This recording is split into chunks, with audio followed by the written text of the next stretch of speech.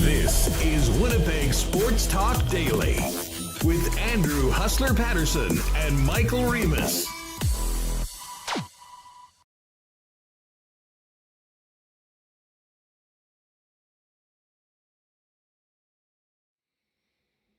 Good afternoon, ladies and gents. What's going on? Welcome to Winnipeg Sports Talk Daily. Andrew Paterson, Michael Remis with you, and lots of Bomber talk today on the program. We're going to get right to the Bombers and hear a little bit post-practice today as the team gets ready for this monster game on Friday night against the Calgary Stampeders. And then for you CFL junkies, a full episode, packed episode of CFL 110 with myself and Jeff Hamilton, teed up for 3 p.m. or shortly thereafterwards, immediately following WST today. 3 big games in the league last week. We got 4 monster games in the Canadian Football League this week. 2 Eastern Division matchups, 2 Western Division matchups. The Elks, clearly the low team on the totem pole this year, although I guess they did beat Ottawa, and Ottawa's a one-win team as well. But they're out, so you got Calgary, Winnipeg, Saskatchewan, BC, Toronto, Montreal, and a very important game for those Ottawa Red Blacks looking to get their second win of the season and not fall too far behind, hosting the Hamilton Tiger Cats and a rematch of last week's action coming up. So we'll be all over that today at CFL 110. Of course, you can search that and get on the podcast as well for those of you podcast listeners who want some more great CFL content. Hammer's fired up and ready to go for today. But listen, I obviously cannot wait to get to Friday. And not only is Friday going to be potentially one of the games of the year in the CFL regular season, Bombers with a chip on their shoulder looking for revenge, Calgary looking to cement themselves as potentially the team, the favorite in the West, coming off spoiling the Riders and Bombers' undefeated records in back-to-back weeks. But it's also going to be a bigger game, I think. Just listen, it's another 8 straight sellout for the Bombers. I mean, we know what they're doing in the stands. We know the way this city and this fan base is supporting the team. But it's also going to be a really, I think, emotional day for a lot of Winnipeg Blue Bomber fans, welcoming back Milt Stegall to the Peg. Milt is back with the TSN crew after being away for a few weeks, mourning with and dealing with the tragic passing of his son Chase, who for many of us Bomber fans, we really saw grow up right in front of us. And, you know, the entire Canadian Football League family has had a broken heart for Milt throughout the year. Been waiting to have him back with his, one-of-a-kind personality and energy to the CFL broadcasts. But it is, of course, Friday Night Football. And that means the CFL panel is going to be here in the Peg. This will be Milt's first visit back to the panel, where he has starred for a number of years. And Milt put out yesterday that in that post that Friday Night Football, the panel will be on the road in my other home, the city of Winnipeg, in front of a sold-out crowd at Princess Auto Stadium. And already looking forward to being able to be there in the building and not only watch what should be a hell of a football game, but be part of what I think will be the closest thing to a 32,000-person group hug of one of our favorite sons, Milt Stegall, who, as he mentioned, still considers Winnipeg home for him and a place where Chase spent so many of his younger years watching his dad do incredible things for the Winnipeg Blue Bombers on the football field. So great news that Milt is back, and it is going to really add to what should be a fun night, but I'm sure there'll be a couple heavy moments early on, but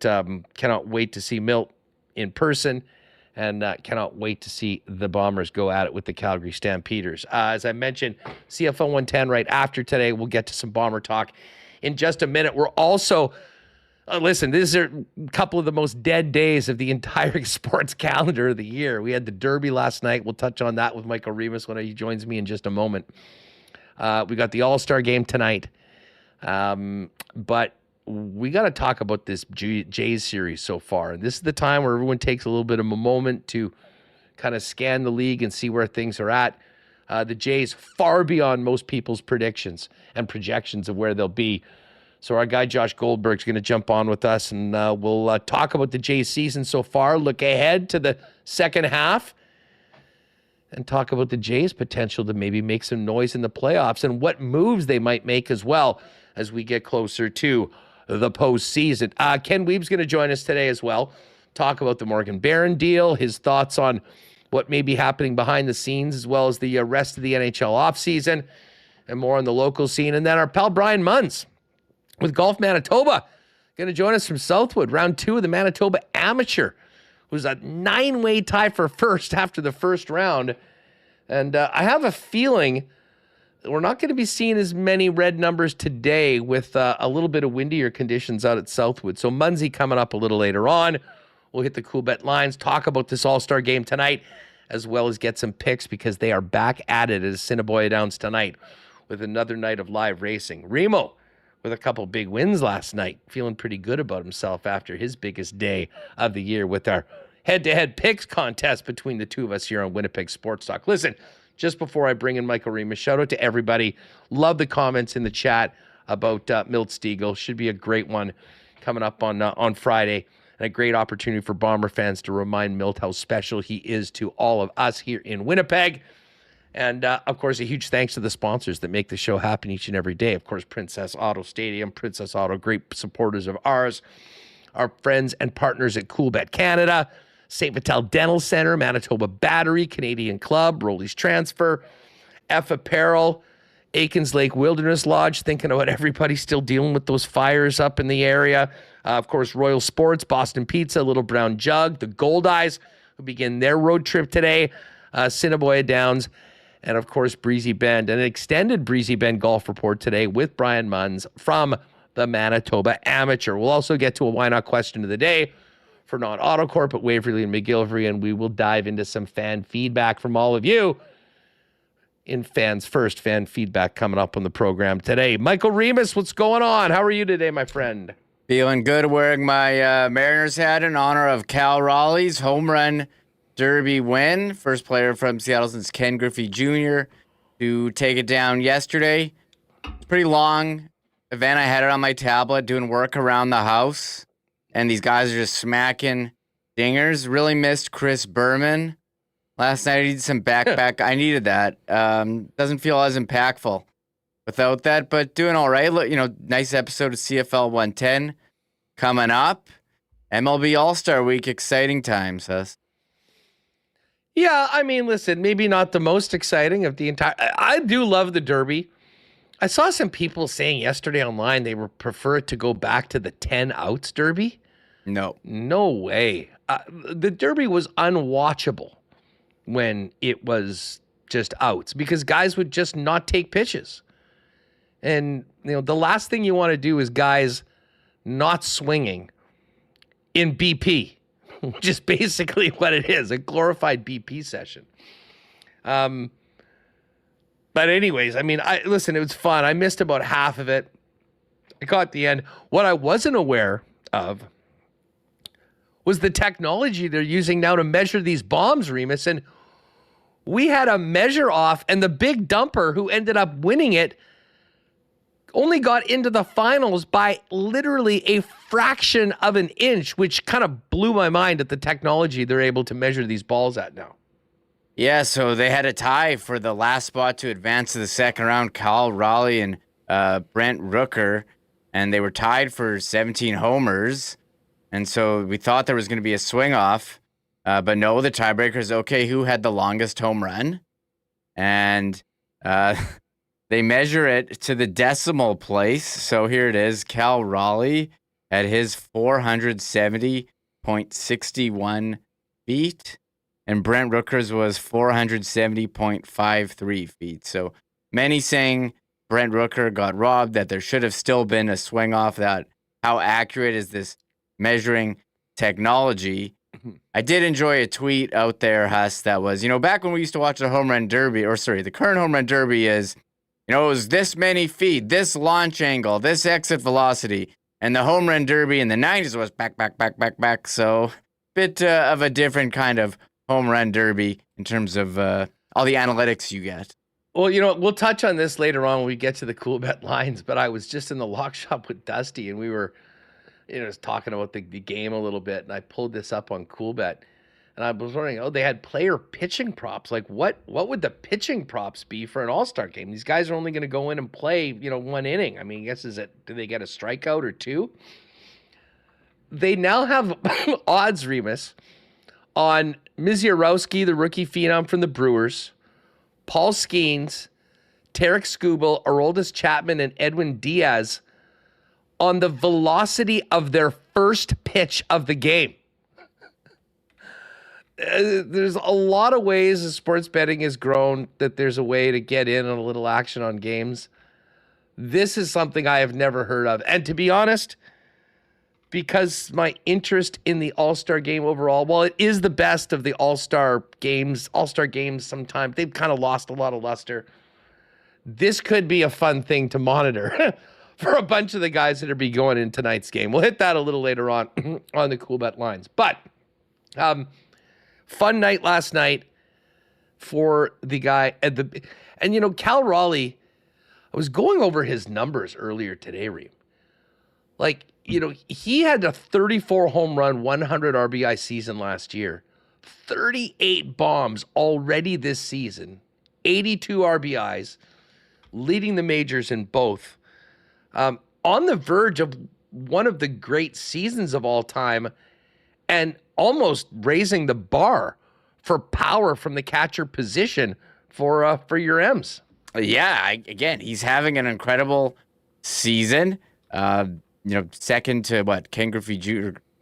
Second in home runs before the All-Star break at a premium position. Aaron Judge is a massive favorite here for MVP, but I wonder if it gets closer as the season goes on. So shout out to Kyle Raleigh. Do you see Cody Rhodes present him with a belt after? I don't know if because it was in Atlanta. I'm like, why is Cody Rhodes That there? would make sense. That would make sense. He's a Georgia guy. It was probably closest for him to jump over. And, of course, he, I believe, is a SmackDown guy, so he wasn't busy last night on Monday Night Raw.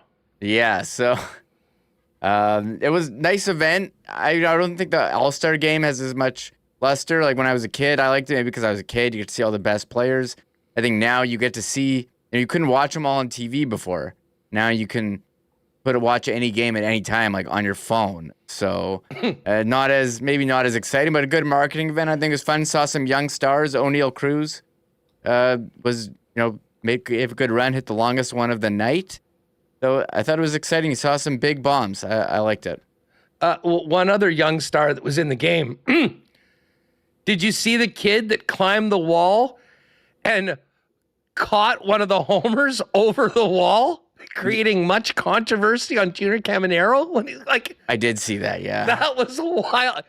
Did they not tell the kids, listen, we don't need any Dexter, what's his name, acts in the outfield.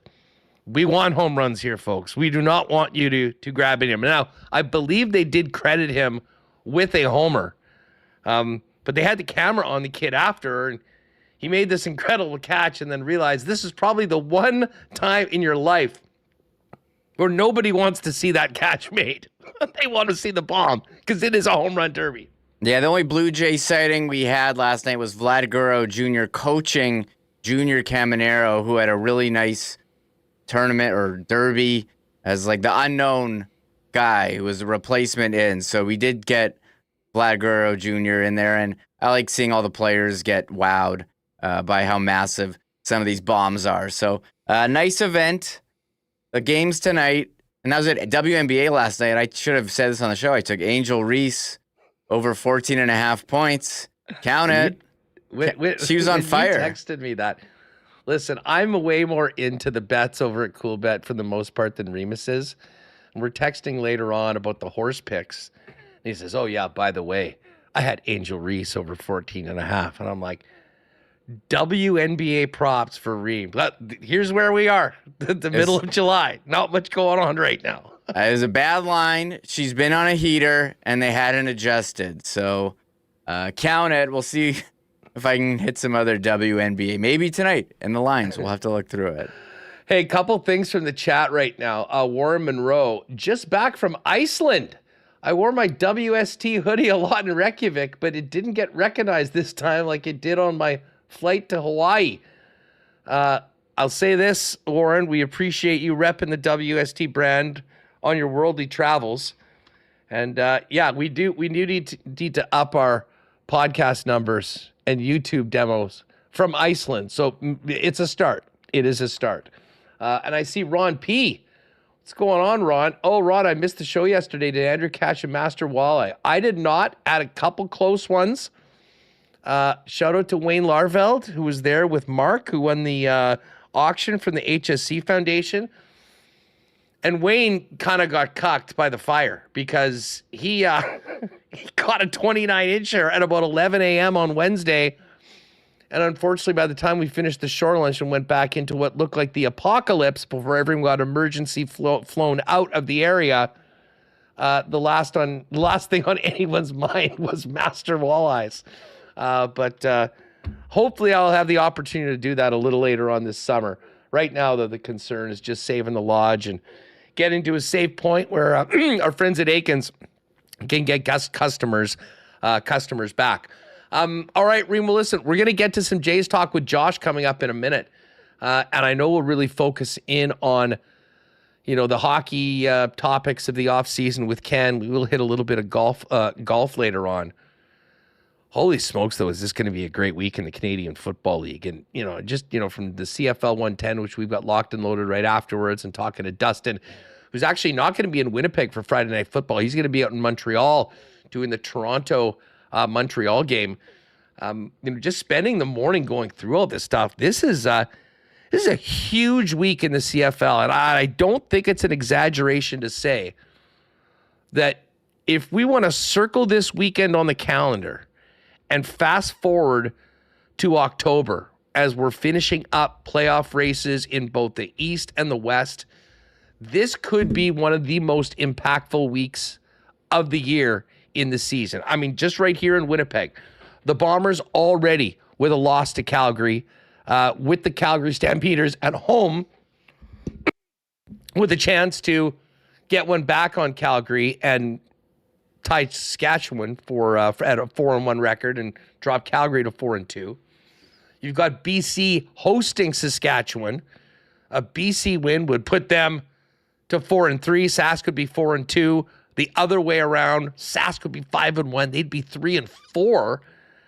And then the two games in the East. I mean, Toronto needs to find a way to win without Chad Kelly.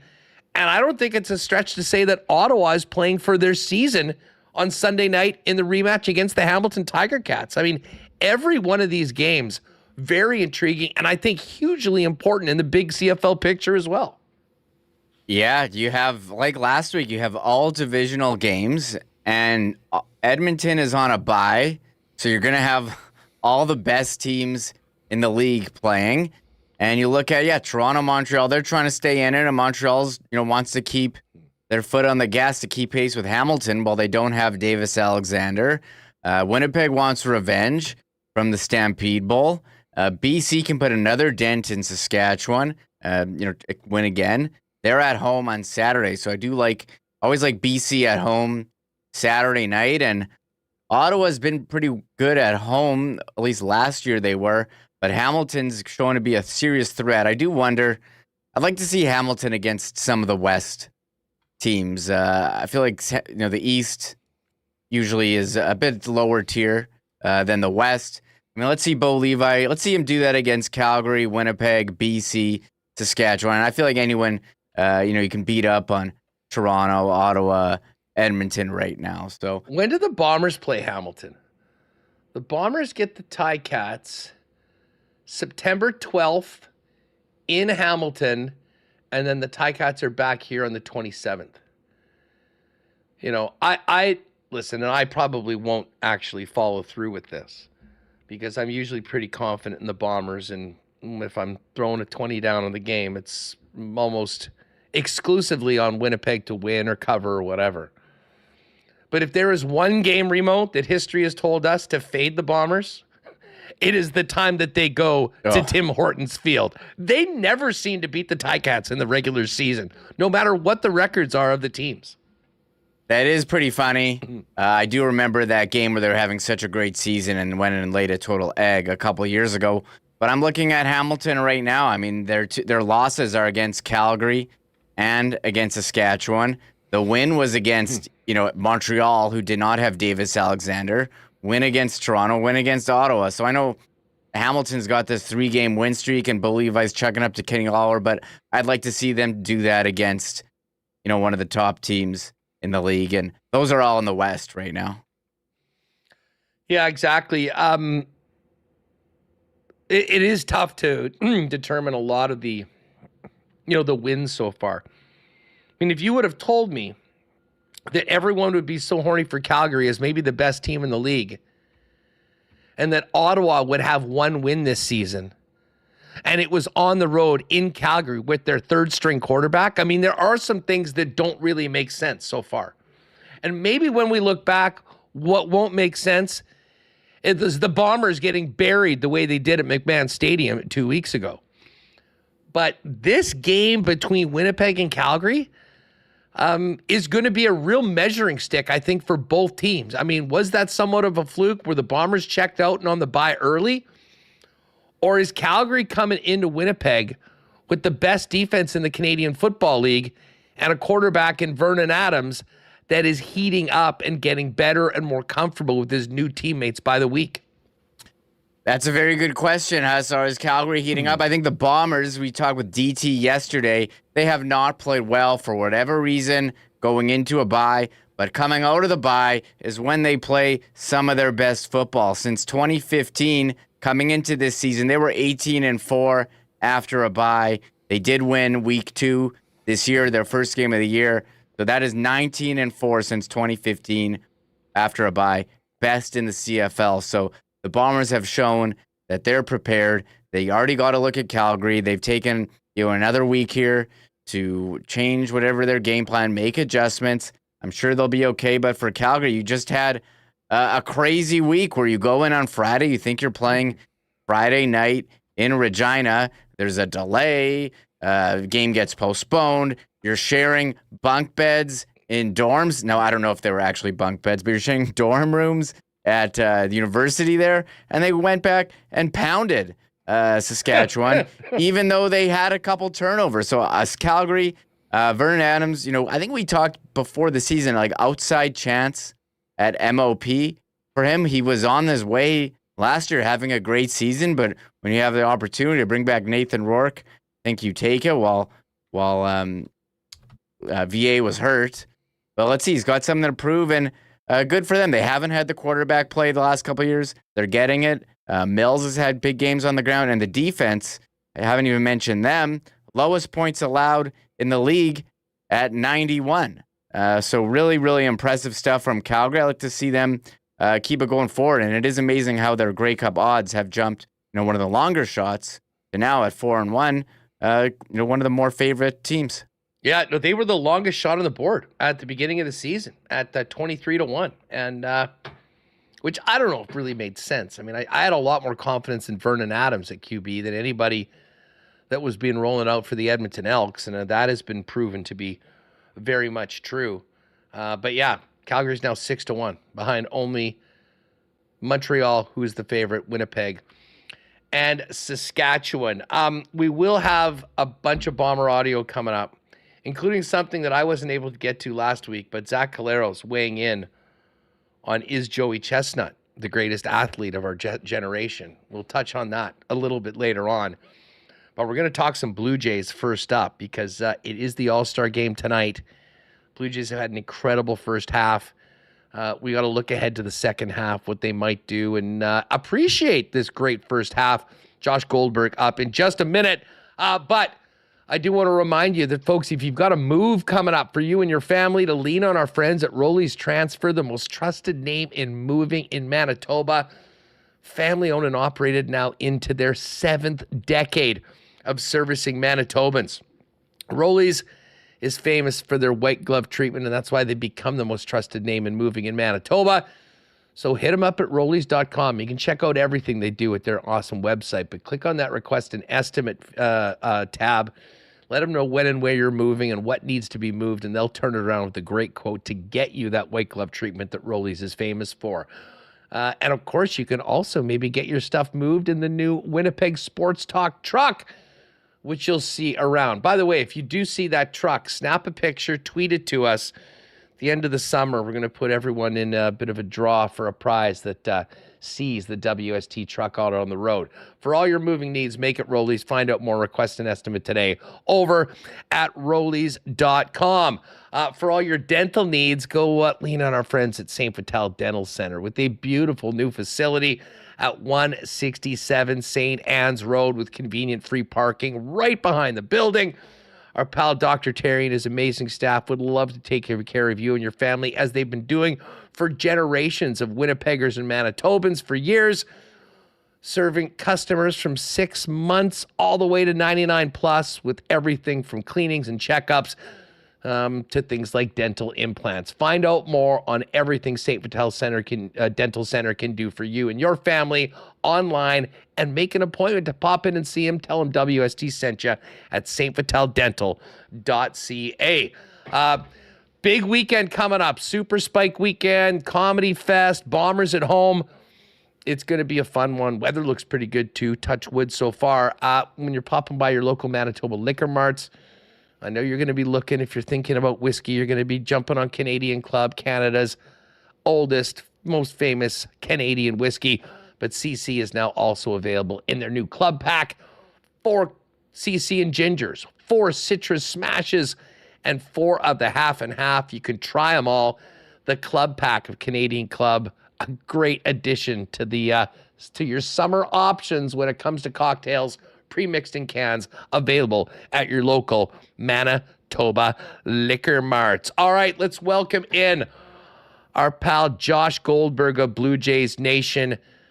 Talk about the Jays at the break. Josh, what's happening, man? How are you? Good to talk to you, Huss. It's been a while. Good to catch up. What a run the team's been on. Now, listen, it didn't finish quite the way people were hoping to, losing the series to the Athletics, but I mean, we had a conversation right at the top of the year, and I was humming and hawing on whether I should jump on the Jays at over 78.5 wins. Feeling pretty good right now, because this team doesn't seem like just one of these mid teams. They seem like a team that has a chance of certainly far exceeding everybody's expectations, or most people's expectations, going into the season. How would you categorize or grade the first 90 plus games of the season for the Jays going into tonight's All-Star game?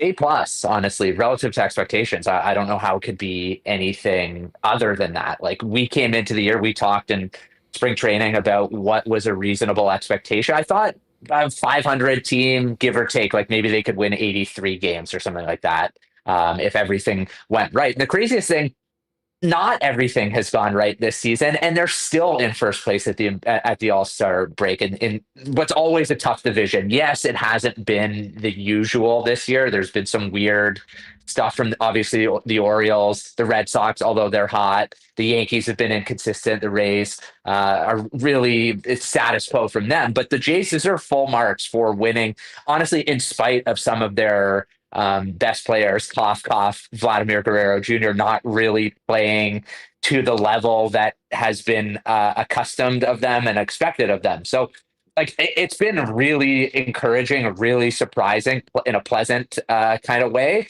And I'm excited to see what happens down the stretch. And I would say it's probably been 3 years since I've really enjoyed watching Blue Jays baseball on a day in, day out basis. Like, even when they've been competitive, like in 2023, it was still a grind. Like, it still wasn't a particularly exciting, entertaining brand of baseball. Whereas this year it has been. Like, they're finding different ways to win, and they're easy to get behind. Like, they play a certain way. The players are enjoyable to root for. Like, it's just been a much different, more refreshing brand of baseball, and Blue Jays fans have been looking for it for a couple of years now. Now, let me ask you this, Josh, and like, not to go all Michael K on you, but when I do look at the standings, I see the Jays in first place with a 2-game lead, and you are what your record says you are, and this team is in first place.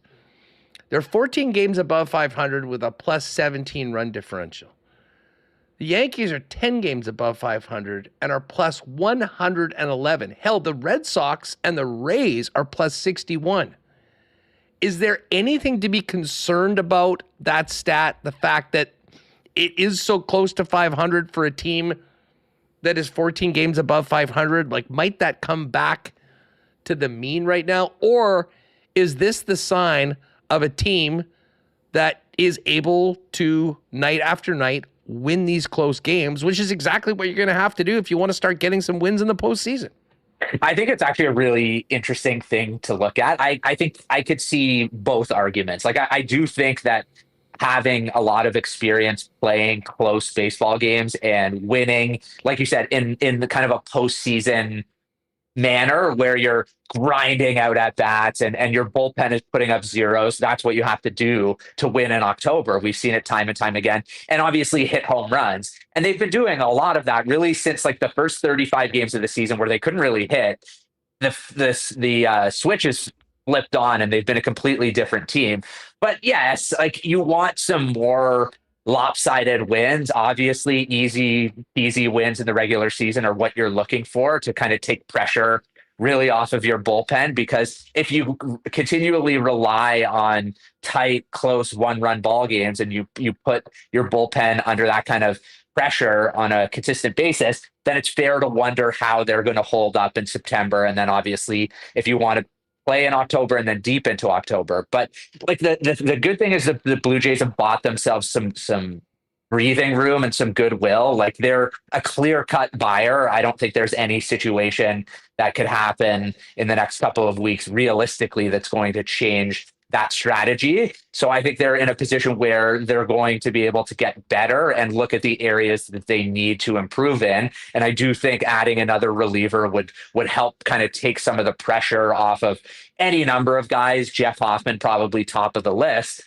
And your mix is a little bit different on August the 1st than say it is right now, and you have some different players that you can put into different situations. Maybe you have some guys coming back from injury and Dalton Varsho, and maybe at some point down the line Santander. So like, I don't think that the last little bit in the roster that has really helped get the Blue Jays back into the swing of things and atop the division, I don't think it's going to look quite the same. The principles, the cores will, but I think that there are going to be some interesting possible avenues to get better, to kind of patch up some of the areas that have led to a mediocre run differential, and maybe allow yourself to win some games more comfortably down the stretch, to not make life so stressful on your entire roster and your fan base as we get into September. Hey, listen, before we kind of get into some possibilities and discuss the deadline and how aggressive the Jays might be, I want to ask you about what has gotten them here so far. And tell us about Barger, Addison Barger. This guy was not on the opening day roster. As I look right now, he has played in now 72 games. He's got 13 homers, 40 RBIs. He has been, one of the great stories of the year. Is he way ahead of schedule? Is he way beyond the expectations?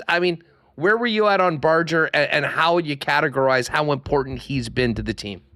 Huge, crucial, about as important as any player on the roster. Like, I think if you were going to pick a poll of who the first half MVP was, it would probably be George Springer, because it was crazy what he did considering the last couple of years and his age.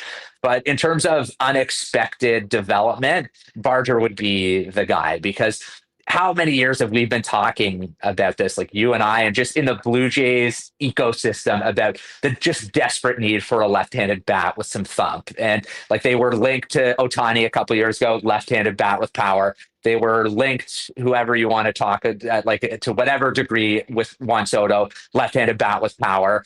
And they finally, knock on wood, hopefully found the answer. And he has been really good. Like everything in his profile points to this being legitimate. Like there's nothing that you look at and say, oh, well, he's getting really lucky in certain respects and this isn't sustainable. Everything looks at it like how hard he hits the ball, how like his bat speed, his ability to make contact. Yeah, he's going to swing and miss, and you'll take that. That's a necessary trade-off when it comes to thump and power. And I don't think anyone necessarily expected this level of productivity really at any point. Like he was always a toolsy guy. I wasn't really sure if he would be able to put all of it together. Like he had all the ingredients, but he was missing the toolbox that he needed to keep them in. Defensively, he's been good too in the corner outfields. He's been good at third base. Like there really hasn't been an area that he hasn't made huge improvements in this year. And for once, Ross Atkins has talked about it for years and years about banking on internal improvement and trusting that guys are going to get better, and that's going to lead to just like an increased ceiling for the team. This is actually a rare win where that is happening, and now Addison Barger looks like a legitimate core piece moving forward. Let me ask you this, I guess in another way. What has been a more shocking development? The arrival of Barger and his importance to the team, or the resuscitation of George Springer as an impact player for the Blue Jays? I know a lot of Jays fans that had written him off going into this season. Yeah, I would say it's close, but I think it's got to be Springer. Like guys, really in any sport, but particularly in baseball, once you reach a certain age and the baseline of production kind of falls off, it's almost unheard of for you to not only stem the tide of that drop off, but completely flip it on its head and then start performing to the level that you did when you were in your prime. Like George Springer is going to be 36 in September. He's no spring chicken anymore. Like, hey, I'm 36 years old. I know in the lexicon of athletes, that age is not young. Like you're not in your prime anymore. If you're still able to produce at a league average level, that's probably a win. And he's been way above that. Like he was the MVP of the first half. Like I said, he was the star of that huge 4-game sweep against the Yankees with all the home runs and the big hits that he came up with.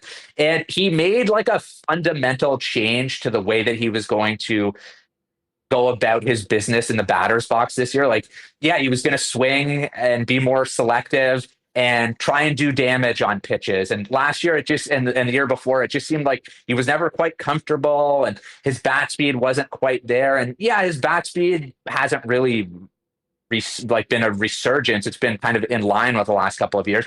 But I think his overall approach has just been so much more sound and consistent. And it's allowed him, when he gets the opportunity to do damage, like on a pitch in the middle of the plate, and he's worked the count and seen a couple of pitches, like he knows if he gets an opportunity, he's going to do damage. And it's been huge for the Blue Jays. Like he came into the year batting 5th or 6th or 7th, and now he's entrenched in the 2-hole, and there's no reason to, kind of mess up with the apple cart there. Like he is the guy in the 2-hole, and there's no reason to feel anything other than really comfortable and really confident in what he should be able to do down the stretch and for the rest of the season. Craziest thing about Springer, and listen, he's leading the team with 16 bombs. He's leading the team with 53 RBIs. But the number that stands out to me is that he's played 90 games. Yeah. This guy's been a human Band-Aid for the past few years. And I guess that's been a big part of it, Josh. And now, with the ability to play sort of night in and night out, he's the version of himself that they thought they were getting right off the bat when they signed him to that big deal a few years back. 100%. And it's also really helped that he's been able to DH a fair amount, because like he plays, it's admirable when he's out the outfield. Like he plays like he's a rookie. He's like laying it all on the line, diving. Yep. He makes some nice catches. His range isn't what it once was now that he's a little bit older and has moved to a corner outfield spot. But anytime you can find an opportunity for somebody at that age to get them off their feet and allow them to only play designated hitter is big. He's still a relatively good base runner. Like his stolen base production is surprisingly good. He's a smart baseball player. He always has been.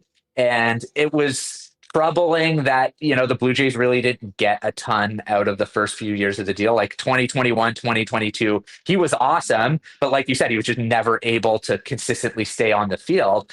And the last couple of years, that was what you were expecting. You signed that type of aged player to a long-term deal in free agency. You're hoping that the first few years of the deal are really when you get the best production.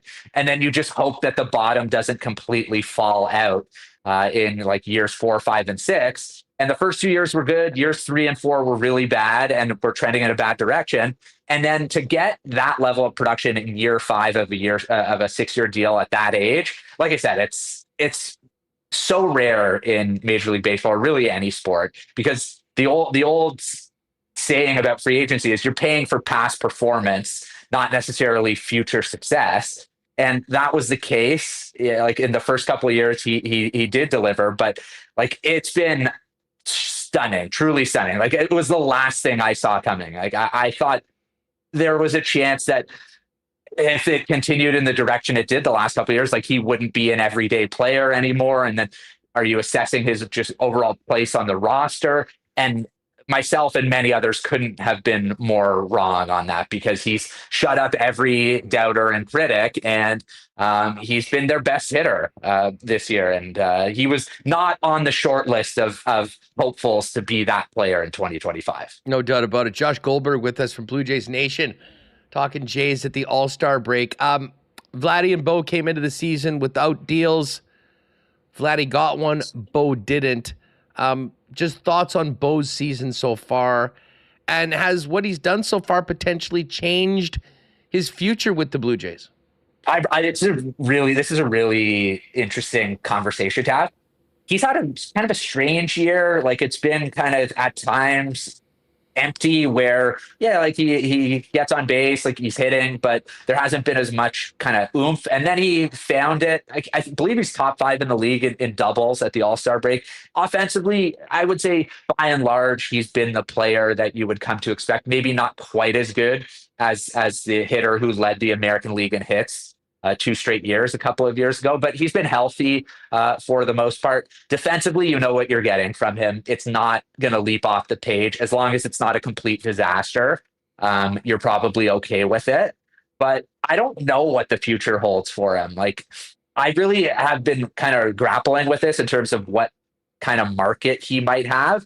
And I'm sure there will be teams out there who are going to be interested in him, but I don't know necessarily if that means that they like him as a shortstop moving forward, or maybe it's a situation where he's going to have to move to second base. And how's he going to age, and how's his hit tool going to age? Because you're really going to be looking at signing him more in terms of what he can do with the bat than anything else.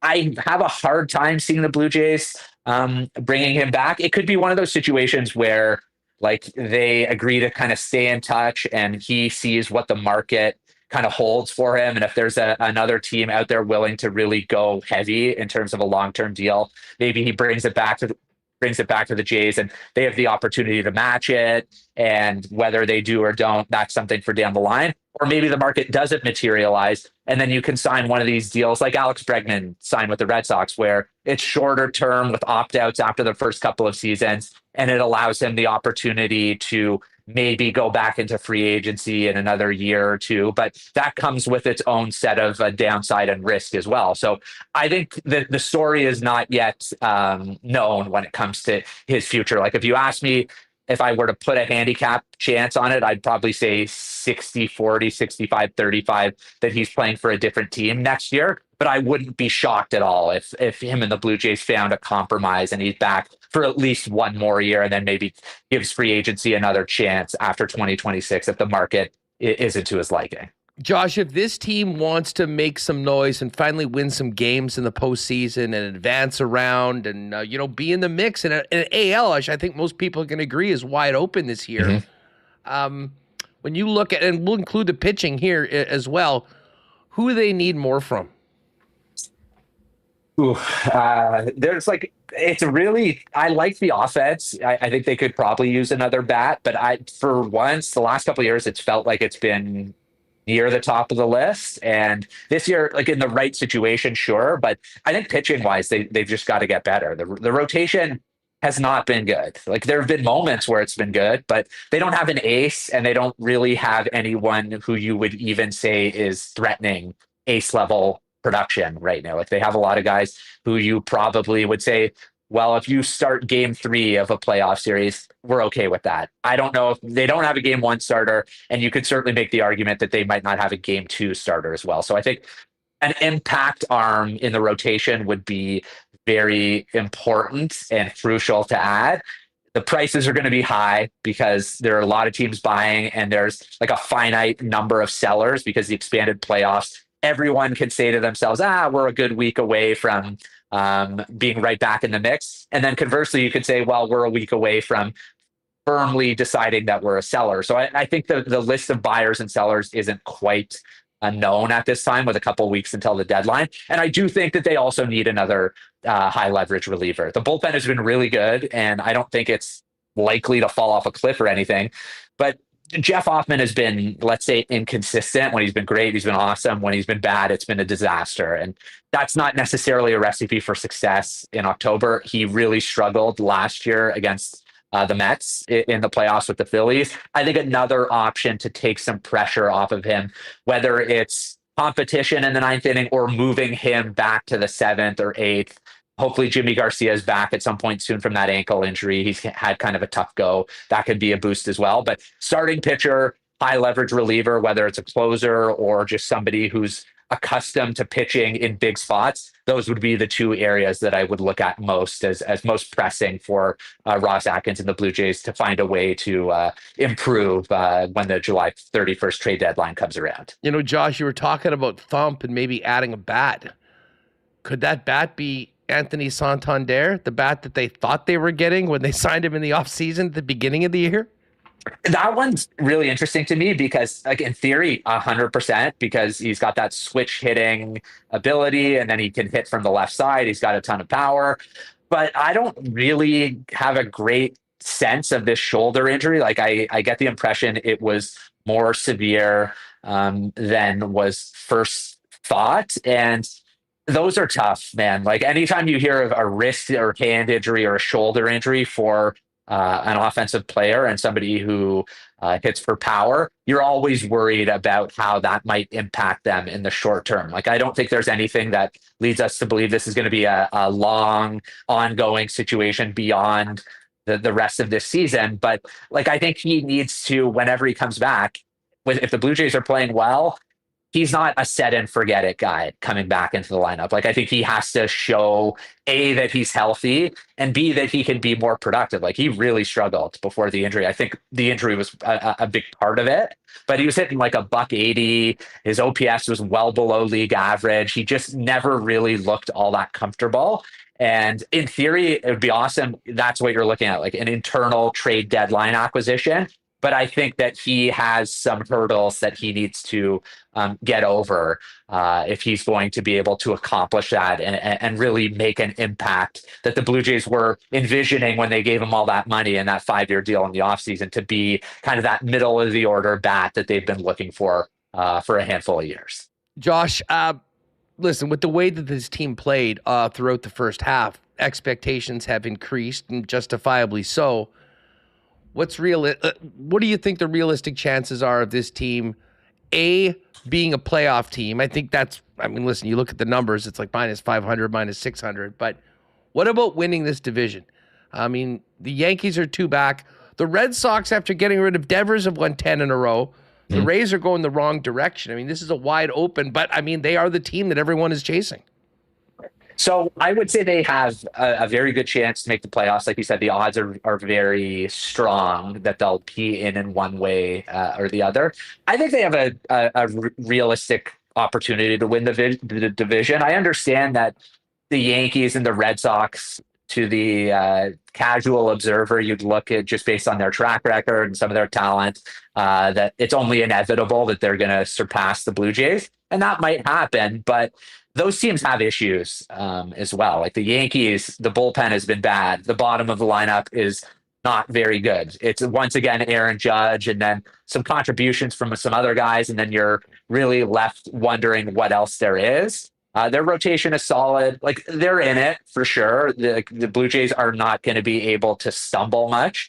Same with the Red Sox. Like the lineup has been better. Bullpen has been better. Rotation has been better as well, but there are question marks beyond the first 2 or 3 guys in the rotation, what they're going to get from the rest. So like the Blue Jays are going to have, they have to improve, I think, at the deadline. If they make the right improvements, then I think they're in a good position to hold these 2 teams off. But it's going to be nip and tuck. Like it's going to be stressful in September. And if you had told me in February when we talked that the Blue Jays were going to be in a legitimate pennant race in September, I would have signed up for that all day and twice on Sunday. So it's an exciting time to be a Blue Jays fan. And we're talking about them being buyers instead of sellers at the deadline.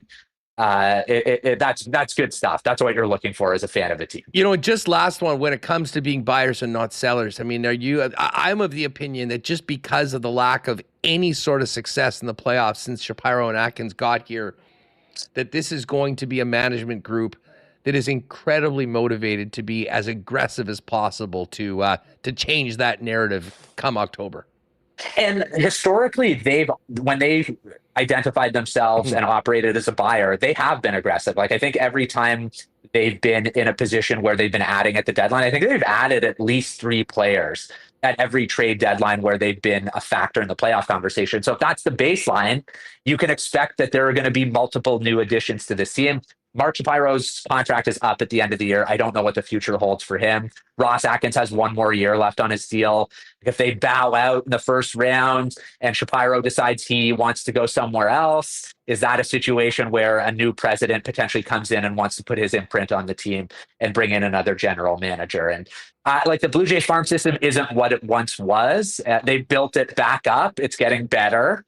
There are players that they could look to move.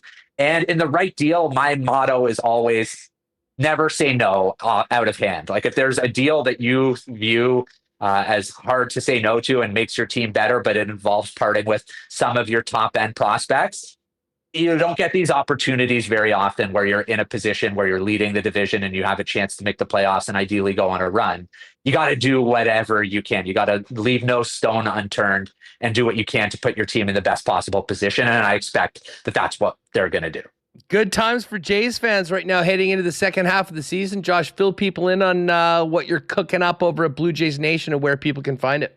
So I had something yesterday about Ross Atkins and just kind of the spot he finds himself in, kind of the precarious position with how surprising the success has been this season. Going to have some stuff about some potential targets with the trade deadline coming up. This is the best time of year. Draft, trades. This is like casual fans. This is when everyone kind of gets on the bandwagon. Hockey season's over. The Blue Jays are the only game in town. The Argos stink. TFC stinks. Like people are in on the Blue Jays right now, and there's a good opportunity to kind of focus in, and we want to put out some good content for fans to really take it in and be as up to date as possible on what's going on. So I'm looking forward to that. Appreciate it, buddy. Great chat. Let's do this again soon. Anytime, Huss. Right on. There's Josh Goldberg. Great stuff from Josh. Give him a follow on X at jgoldberg12. It's in the description. And yes, it is an exciting time for Jays fans. And thank God, because as Josh mentioned, outside of Canadian Football League, it's quiet on the hockey scene. There's not a lot else going on. Nothing, though. Ken Wiebe's going to join us. We'll talk about the Barron extension and more about the Jets offseason coming up. Brian Munz with an update on the Manitoba Amateur a little bit later on as well. But as we mentioned, Princess Auto Stadium is going to be packed on Friday night, welcoming back the Bombers, the Stamps, and of course, Milt Stiegel, who's returning to this TSN panel. Cannot wait for that one. We'll hear from the Bombers in just a second. But of course, Princess Auto, proud sponsors of WST and the home of the blue and gold. Princess Auto is where you'll find the best deals on the most unique assortment of tools and equipment around. Everything you need to complete the projects on your list or start something new is at Princess Auto. Pop by and see them, Panet Road, Portage Avenue West, or Brandon. And you can shop online 24/7, 365 at princessauto.com. Got to thank our friends at Manitoba Battery for their support of WST. Hey, there's still lots of time in this summer to get out and make the most of Manitoba summer, as long as you're able to get to where you want to go with all these evacuations. Listen, if you're putting a boat in the water, you got an ATV ready to go, you're camping, you got to make sure you have batteries. And Donnie and the gang, after getting us through the tough winter with our cars and trucks, have the best prices, hands down, in the city, beating the pants off the big box stores on batteries for literally everything to power your summer. You can visit them at one of their 2 locations, Logan Avenue or Dovercourt Drive in the South End. Give them a call or order online at manitobabattery.com. And Manitoba Battery will be happy to deliver those batteries to you for free anywhere in the city inside the perimeter with any purchase over $60. It's just that easy. Shop local, save money, get the best deals in town and the best service as well with Manitoba Battery, 2 Winnipeg locations, and manitobabattery.com. And hey, I know many of you, listen, this is a huge weekend in and around the city with everything going on. Many of you might have to go to weddings, though, and wedding season is in full effect right now. If you are going there and realize, geez, I got to up my menswear game right now, F Apparel is always the place to go, guys, for the best in custom men's clothing at the best prices. Custom suits starting at just $400. Chinos, golf pants, custom shirts, both tucked and untucked styles, and the biggest and best selection of menswear accessories around. They do have a great deal for wedding parties as well. If you are in a wedding party or having a wedding, make sure to talk to the fellas at F about a special discount when the boys get the suits for the big day at F Apparel. 190 Smith Street downtown. Check them out online for more on all their deals and to make an appointment. That's EPH apparel.com. All right. Ken Wiebe's going to join us in a couple minutes, but let's dive into the Bombers. We got a little long on the opening segment, and we were going to do this beforehand, but I didn't get a chance to talk about this last week. But Zach Collaros was on with Eddie Tate as part of the huddle. I think Zach's a regular recurring guest now on this one. And Zach had a very interesting take, which I agree with, and I've agreed with, and I've said it many times on this show. This is them talking about the top athletes of this generation. Here's what Jack had to say about that and a certain individual that won a 17th championship 2 weeks ago. Top 5 American athlete of all time. Get the f*** out of here. What? I never kind of screwing around with the disrespected Joey Chestnut right now. He's a top 5 American athlete. No way. 17-time champion. That is, he wouldn't be in the top 100. He's not an athlete. He's just a guy that eats a lot. The guy jamming hot, it's not eating them. It's a sport. Jamming them. It's a sport. It's not a sport. It's not a sport? You think that's a sport? 17-time champion. How's it not a sport? Secretariat and Man of War, two racehorses are top 100 Sports Century. Is eating 71 hot dogs? No. Similar Not to even close. He wouldn't be in the top 100. Flag football is going to be an Olympic sport. Then eating hot dogs should be an Olympic sport. So. In my opinion. No. I have never had more love for the quarterback of the Winnipeg Blue Bombers. Well, I will say winning back-to-back Grey Cups was probably the top, but this is a close two. This is a close two. Remis, it is about time. And you know what? For competitive eating to get the credit that it deserves, for Joey Chestnut to get the accolades that he has earned, it's just nice to see other championship level and caliber athletes speaking truths to power like Zach Collaros just did to Darren Cameron and Ed Tate, our good friends on the Bombers podcast, handled internally.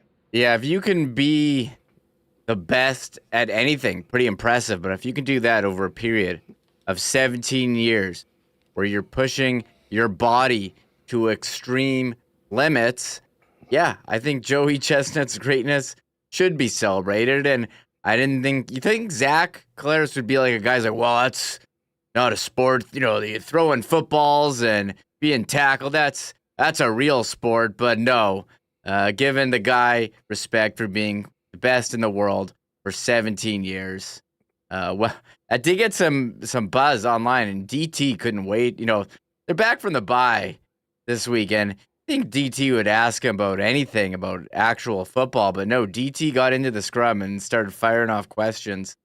Was it Sunday? Okay, about Joey Chestnut. Let's go right to that. This is Caleros on his take that Joey Chestnut is a top 5 American athlete of all time. Joey Chestnut is a top 5 American athlete all time. Listen, If you could make that case, please. I mean, is he not? Like, from an accomplishment standpoint, I don't want to belabor the point, but yeah, 17-time champion. What would you say? The debate would be, is it a sport? Because if it's a sport, 17-time world champion is absolutely a top 5 all time. Maybe if we rephrase it to the most accomplished, most decorated. It's a physical competition that requires a ton of training. Listen, didn't Kobayashi have the documentary? It looks like there's a lot of training involved. Yeah. I wasn't being facetious. Now, that being said, I would have argued the other way had everybody else went that way. That's just kind of my nature. So,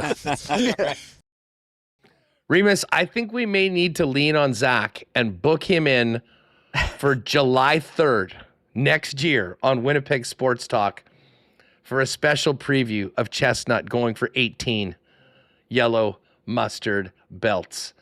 We'll have more from Bomber Camp on the actual important topics this week, which is, of course, the health of the team, the Calgary Stampeders, coming up in a few minutes. But let's head out to the Manitoba Amateur. Now, we are going to have Brian Munz on in a little bit to give us a full update from what's happening, but that just happens to be where Ken Wiebe is, taking over for Mike McIntyre. Ken Wiebe joins us now from the Winnipeg Free Press. Weber, what's good, buddy? How are you?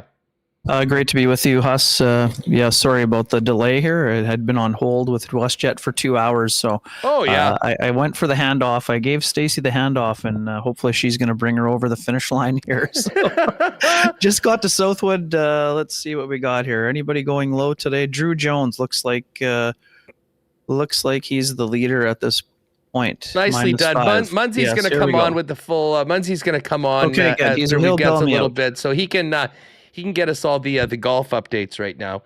Should have just set up shop there and just had you guys jump on with us. Sorry, breaking news. Wait, you got your flight at WestJet? No, that's Tyrell Bauer. NHL salary $775, pardon me, league minimum. AHL contract $100,000 with a $125,000 guarantee. Breaking news right out of the gate, Huss. One more RFA signed. So here we are. There it is. T. Conapoli already in the chat. Oh, he's fired up. Gloves up. Moose No Talent as Tyree signs. Hey, you know what? He is an intriguing player in that he is so popular with the Moose. Yeah. He is tough as nails. He's back with the organization. They obviously really love him. Listen, I don't want to base this question around training camp right now because I think we see how imposing it would be to make the team with all of the players in front of him. But does he project as just being an AHL player right now, Ken? Or do you think that there is a scenario in the future, whenever it may be, that we may see Tyrell Bauer actually put on the jersey of the big club? Yeah, Huss, he's one of the more intriguing guys, right? So he would be... He's just the only thing keeping him out of the NHL, I think, at this point would be foot speed, and that's something that he's been working on the last couple of years, right, Huss? I think it dates back to I don't know if it was his second or third year in Seattle, but one of those years he blew out his knee. So he's obviously worked his way back from that scenario, but is he at an NHL level for foot speed yet? Not quite, but I do think that there is an opportunity for him still to grow into an NHL player. That's probably going to be a call-up player and a depth player that provides the toughness, but you also have to be able to move the puck well enough, and that's something that I think he's also worked on, those puck skills during his time with the Manitoba Moose. So I'm still in the camp that I do think that Tyrell Bauer will get his name in the hockey register. I do think he's going to get a game at some point. Will he get 100? That I'm not certain about yet. Will he get 50? Will it be 1 or 2? I'm not sure. But Huss, you'll appreciate the comparison. as a guy who was around the Moose at the time. Not a lot of people had Mel Engelstad on the bingo card for making the NHL register, right? But he was able to do so eventually. Obviously, Tyrell's had a little bit more offensive success than the big fella. The Dangler, one of the feels ever to wear the Dolphin 69. Dangler. Yes, the Dolphin Dangler. Anyone with a game-worn Capitals 69 jersey, let us know. They don't usually give that one out. But just in terms Mel was a special case. Of the toughness factor, Huss. I mean, that I think is, but he's not just a guy who tosses knuckles, right? He plays some important minutes. I think that, in a perfect world, he could become that sort of third pairing guy, seventh defenseman that can come in, give you penalty killing minutes, not power play minutes. If Tyrell gets himself power play minutes, we will be handing out stick taps for a long time on this program. But yeah, I mean, he's a guy, incredible high character guy. I think he was a 17 or 18-year-old captain with the Seattle Thunderbirds in the Western League. He earns everything that he gets. Incredibly popular teammate, as you mentioned. He can throw down from the left-hand side. Very tough, physical player. Clears the front of the net well. He does a lot of the things that the Jets are looking to do better on the back end. So in that regard, he's not a top prospect like Sasha Boumediene, but he is a guy that I think can be a call-up guy down the road. And let me ask you this, because listen, we all know what the Jets were looking for when they went and acquired Luke Schenn at the end of last year. Right.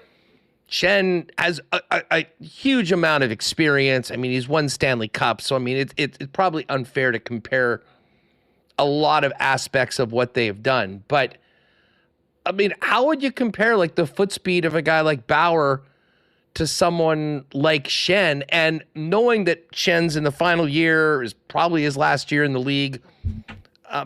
Could he be a successor to being that depth player once Schenn moves on at some point that, is kind of your quote unquote nuclear option? Shout out Anthony Peluso to come out if you need it. And to also be a big role. I mean, I know he'd be a very popular player amongst the team and in the room. I just do wonder, how close would he be, or what more does he need to do to be able to play sort of a role like that on a third pairing when needed?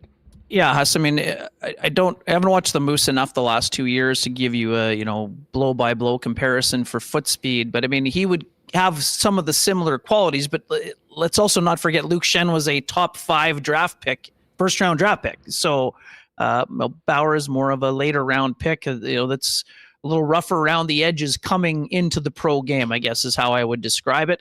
But again, very capable player and a guy that has worked very hard. Late bloomer may not be the right word, but I think he's the type of guy that could bang around the minors for a long time and then work his way into a call-up situation. And man, I mean, obviously the goal for him is to become an NHL regular, but I mean, the pathway, I can't project how long that pathway is going to be. Huss, he's got a lot of people to climb on the right side depth chart as it currently is constituted, but he is also not just an afterthought either. So I'm here to say that I think there could be some scenarios in the future. We've talked about some, highly combustible situations in the past, and we remember the Pittsburgh Penguins calling up a bunch of their folks from Wilkes-Barre, Scranton, one of those years too, after things got heated, with Malkin and Wheeler and things of that nature. So, but again, I think that Bauer is the kind of guy that is just going to keep working. So I'm going to use the comparison I'll use, Huss, and maybe it works because I'm at Southwood where he plays his golf in the summer. He's a little bit more Dylan McElrath than Luke Schenn to me, even though the similarity between Schenn and McElrath is that they're both top 10 picks. But McElrath, his path was not linear. I think that for Bauer, McElrath would be a great path to follow, right? Where you become a really good leader in the minors. McElrath captain on back-to-back Hershey Bears Calder Cup championships, and then eventually got himself a chance and, was in the NHL, I think, for the majority of this last year. And maybe also too, I think another great example, Huss, would be Alex Petrovic with the Dallas Stars, right? I mean, famously kept in the expansion draft at the loss of Riley Smith and Jonathan Marchessault. But Petrovic played most of the last 2 years in the American Hockey League with the Texas Stars, and when the playoffs came, there he was in the series against the Edmonton Oilers, right? So that's sort of more the path than Schenn. I mean, I understand some folks are down on Luke Schenn and everything else. I'm expecting Luke Schenn to look a little bit more like himself and be a little bit more of an impactful player in this year when his family gets settled and all these other things. I know there were some reports that maybe the fit wasn't going to be there and there could be a move, but I don't see that happening. I see Luke Schenn beside either Hayden Fleury or whoever wins the battle there coming out of training. You know what? Let's get to this right now. It's kind of a fun off-season topic. I mean, is there room in the top 6 for Luke Schenn? I mean, we've got 9 players signed to one-way deals. And Elias Salmonson, which you've said a number of times, and I kind of agree with you that we will and probably should see him play this year at some point in the NHL level. How does this all break down, at least in training camp, the beginning? What do you think the chances are, first off, of a move before camp or before the regular season starts? And then we'll move to how this shakes out to begin the season with the Jet Blue line.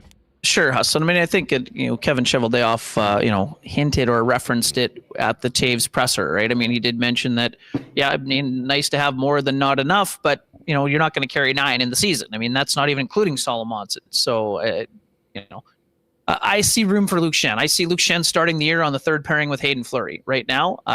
Can Colin Miller have something to say about that, Huss? Of course he can, but the preferred pairing included Luke Schenn after his arrival. Yes, Colin Miller was inserted and did a nice job when he was inserted during the course of the year. I do think that there is a chance for a trade prior to training camp, but this is a scenario, Huss, where if the trade offers for, let's quite be frank and say it, Ville Heinola, if they're not there, maybe Kevin Cheveldayoff waits until training camp to see if another team has what happened to them last September happened to another team. And then maybe you're operating from a position of strength. But I do see one of, whether it's Heinola or Stanley or one of the other veterans we've been talking about, I do think there's a good chance that player will be moved. I just don't know if it will be in August or if it will be during training camp. But, I mean, I don't think the Jets are in a scenario where they're going to roll the dice on Ville Heinola being subjected to waivers. Now, if it comes to that, well, so be it. But I would think that there's probably, he's the most likely guy to move. And Huss, I think that we've both been saying that since Neil Pionk signed his extension. Once Pionk signed his extension, Ville Heinola, his path to getting back to being an NHL regular, I wouldn't say it's roadblocked completely, but there's quite a bit of competition. And there have been people that have leapfrogged over him over the course of the last 2 years because of the ankle issues that he's been dealing with, unfortunately for him. Yeah, like the Ville thing. I mean, I don't know if that ship sort of sailed on him last year. Why do you think, if that is the case of where he is, I mean, do you think they just, hey, whatever, we've got this guy signed, he's a good player to have in the press box for another year, or? Well, I don't think it's going to be another year, Huss. That's what I'm saying. I don't think that this scenario runs through training camp unless somebody comes in unexpectedly injured or is injured early. But I thought he would have been moved by the draft more likely, but I think this goes back to what we were talking about at draft time. Because it was such of a, a little bit of a topsy-turvy draft, you're not getting a high pick for Heinola. So maybe you're just kicking the can down the road, and maybe there's more interest in a 2026 draft pick for Heinola if you can get it. Unless you can get is there a market for Ville Heinola for literally anything, or is it just going to be waivers, cross our fingers, and maybe he's with the Moose and you can call him up later on in the year? Yeah, I mean, I just don't see a scenario where, I mean, it's possible. There have been a lot of players of Heinola's ilk that have now ran through waivers the last couple of years. So, and again, unfortunately for him, and I understand some fans don't see it the same way, but unfortunately for him, the time lost with the ankle issues has been very, crippling for his full-time NHL regular status. It just hasn't happened that way. I still do think there's probably a team that would be willing to take a chance on him, but those teams also probably are looking and saying, well, I mean, we're not going to give up a whole lot for him. Maybe, Huss, this could be a scenario where somebody who has fallen out of favor or, their pathway to the NHL isn't happening either. Maybe there's a prospect swap in that scenario, Huss, rather than a straight loss on waivers. Because, yeah, I mean, quite frankly, you're not getting a high draft pick for Ville Heinola, and, you just aren't. I mean, that's just the way that it is right now. Everybody's got somebody who is number 8, 9, or 10, or 9, 10, or 11 on the depth chart. But if you believe in the player prior to the injury, and you're maybe not if you're, let's just use the Pittsburgh Penguins, Huss. If you're the Pittsburgh Penguins and you're, quite frankly, tanking, you might want to roll the dice on Ville Heinola, but you're probably also not, you're not really including him in the deal for Brian Rust if there is a deal. Maybe you are getting him, but you're not making him the centerpiece of the return for someone like Brian Rust. If that were somebody that would be an aisle the Jets may be shopping in down the road. I just don't think they're shopping in that aisle right now. So based on the current depth chart, what do you feel differently about Elias Salmonson's chance of playing in the NHL this year? No. I just don't think he's going to start. It would take 2 injuries for him to start in the NHL, Huss. If he can show that he can beat out Colin Miller and Luke Schenn, then yes, then I could see him doing that. But my feeling was always the same. Because he missed whatever it was, close to 20 games or just over 20 games with the injury last year, Huss, I just think he needs a little bit more, seasoning time. And I don't just say seasoning to be in the minors. I say seasoning time because he'll be getting 20 to 22 minutes of puck touches at the American Hockey League level compared to 12 to 13 minutes in the National Hockey League if he's playing beside Hayden Fleury. So, we've seen it with a ton of players. Sometimes a little bit of over-ripening is a good thing for a prospect. Now, could he force his way into the discussion? Sure. But I think that, much like some of the other prospects up front, there are people in front of him on the depth chart he's going to have to leapfrog. And I'm not certain that those players playing in front of him, are going to allow him to leapfrog him because they want to keep their jobs, Huss. But I still think that I'm very high on Solomonson. And, I think that he forces his way onto the team by the calendar year. But I don't know if that's, if that's certainly not a lead pipe lock or a guarantee. But with another half season in the American League, I think he's knocking on the door pretty heavily. Then it just depends on how the guys in front of him are playing. Because I still think that he is going to be a guy that you'll see playing alongside Sandberg or maybe even Morrissey within two seasons. 3 as a full-time in that role, but within 2 seasons, I think he's going to be playing higher up on the depth chart. Ken, considering everything that's happened with Heinola, I mean, a first-round pick, picked higher. Salmonson's a second-rounder. Ville Heinola was a first-rounder. Him playing, a little bit as an 18-year-old, and what has happened since. Now, we can't overlook that injury has a big part of it, but another part of it has been that they've just had guys that they wanted to play ahead of him, and for a while they were able to keep him with the Moose, and then they weren't, and they just didn't play. He just didn't play. Do you think that there is put it this way, how do you think what has happened with Ville might affect one way or the other the way they handle Elias Salmonson this year and going down the road? Because obviously they don't want this to happen with Elias, what's happened with Ville. Zero impact, Huss, because they're completely different players. There is no pathway for Heinola because he is an undersized puck mover. Elias Salomonsson is a strong puck mover who is mobile and physical. So this is an apples and oranges conversation. I understand some folks are concerned because it was Sami Niku, then Heinola. Those are similar players. Elias Salomonsson is not a similar player to Ville Heinola in terms of the total package bringing to the table and to the ice. So for me, it's not an issue whatsoever. The only what is similar is that they're a draft pick. They're probably talented enough to play, but there's guys ahead of them that, I have 1-year deals left, but just haven't been playing. I'm thinking more about the situation of where they are within the depth chart. Huss, it's totally fine. But again, the reason Heinola couldn't play is because he was too similar to the other guys that were ahead of him. Like that's why the Jets favored Logan Stanley and then later on Hayden Fleury. That's not going to be the case on the Jets' right side. I guess there's some similarities with Pionk because Pionk plays a robust game for maybe slightly undersized defenseman. But yeah, I don't see there being an issue, and there's not going to be an issue for Sasha Boumediene either when he gets there. And I understand that some folks Jets don't play their prospects. Like I would caution that narrative, Huss. Like I wrote about this the other time when I mentioned the Panthers, and the Jets have a lot of high draft picks playing on their top line. 2 of the 3 players on the top line are Jets draft picks from the first round. Adam Lowry was their second ever draft pick in the 3rd round. He plays second line minutes. So this whole the Jets don't play their own guys, that's not accurate. They haven't played their own guys once the top 6 has been as full as it is currently. But that whole thing, I mean, Josh Morrissey, it was 4th in Norris voting, Huss. First round draft pick of the Jets. Every one of those guys we're talking about is like 2018 or before. I mean, I think this is more a conversation. Okay, well, Cole Perfetti then, Huss. Cole Perfetti's on the second line. 19? Like since Villy was drafted. 2020. That was 2020 for Perfetti. It's up to Lambert. There's a spot for Lambert. As I wrote in my depth chart story, Huss. The spot is there. Brad Lambert, it's on you to take the job. Then there will be another somebody in the 20, what is it, 23, where we were 22 when we were in Montreal, or 23. Either way, one of those years.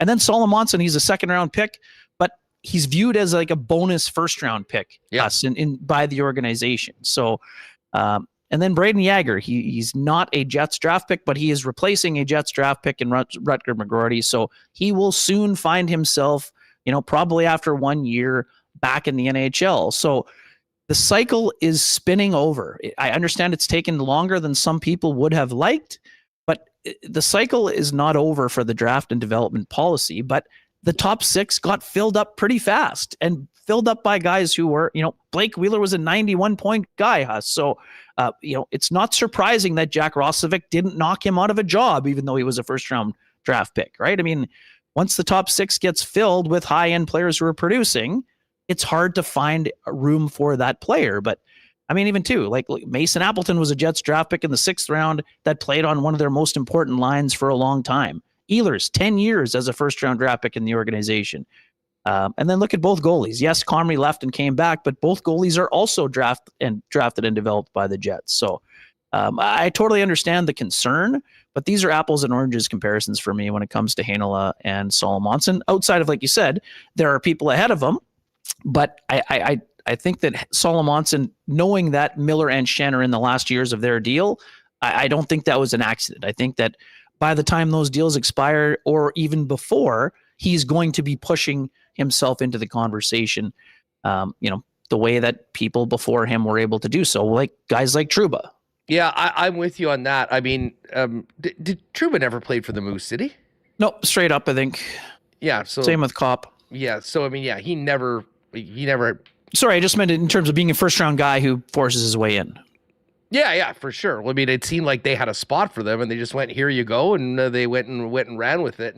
But they were also non-playoff teams those years. They were non-playoff years. I was just about to say. I mean, like right now, it's when you're the 1st-place team in the league, it's a bit of a tougher lineup to crack, and GST left to be 3rd line. Let's not forget. So they were great fun, but that was a 4th line playing in a 3rd line role.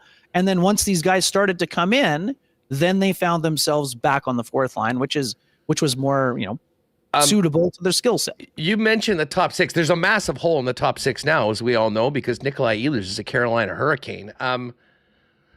When you say, that spot is there for Brad Lambert, is that the spot you're talking about, or is it somewhere lower down the lineup and he'll have to maybe play a bit of a different role because, for instance, a Nyquist or someone gets the first crack with presumably, I guess, Jonathan Taves? Taves and Perfetti and Nyquist is how I see it, Huss. Now, I haven't asked Scott Arniel about it, but that's how I view it right now. But because Lowry's out, I see the Jets going in a different direction in terms of how they use that 3rd line until Lowry is back. And that's not to say that they won't be asked to check, but I think that allows Lambert a little bit more runway in that 3rd line role. Let's just say middle 6. I don't want to be arguing about 2nd and 3rd line for the next 12 months here, Huss, because we don't need to. There's no need to worry about who's numbered and who's doing what. There's important minutes in that middle 6. I think Gus Nyquist gets the first crack at those minutes. And then Nick too, because Kevin Cheveldayoff talked about speed. And yes, I understand folks are saying, oh, well, Cheveldayoff said the year before there's all this opportunity for young guys. Well, those young guys didn't steal the spots. They didn't grab the opportunity. So for me, Lambert could find himself with a Vlad Nemesnikov and Niederreiter. And, they won't necessarily be used as a checking line the way that the Lowry line is. And then you're going to see Scheifele's line go more head-to-head 1-versus-1 minutes. But that will allow Lambert a little bit of runway in the first 6 to 8 weeks to maybe push to show that he's ready for middle 6 minutes. And then if Nyquist is not producing at the requisite level, then maybe Lambert gets a bump and brings that explosive speed to the line with Taves and Perfetti, or there's other juggling that happens. But to me, that's where I see it. And again, obviously I spoke with Morgan Barron yesterday, Huss, with the signing. I think that Morgan Barron is poised for a breakout season with the Winnipeg Jets. I don't know if that means he starts potentially as the third line center with Lambert and Nino or somebody else, or if he's going to just start as the fourth line center and playing with like someone like Cole Koepke and maybe Tanner Pearson. And then maybe when Lowry's back, you see Barron with Lowry and Niederreiter, or however way that it works out. I just think that Koepke is a guy who's a bit of a human torpedo. He's a very physical guy. I think that with Barron, because of the speed that Koepke plays with, I could see those guys really flourishing.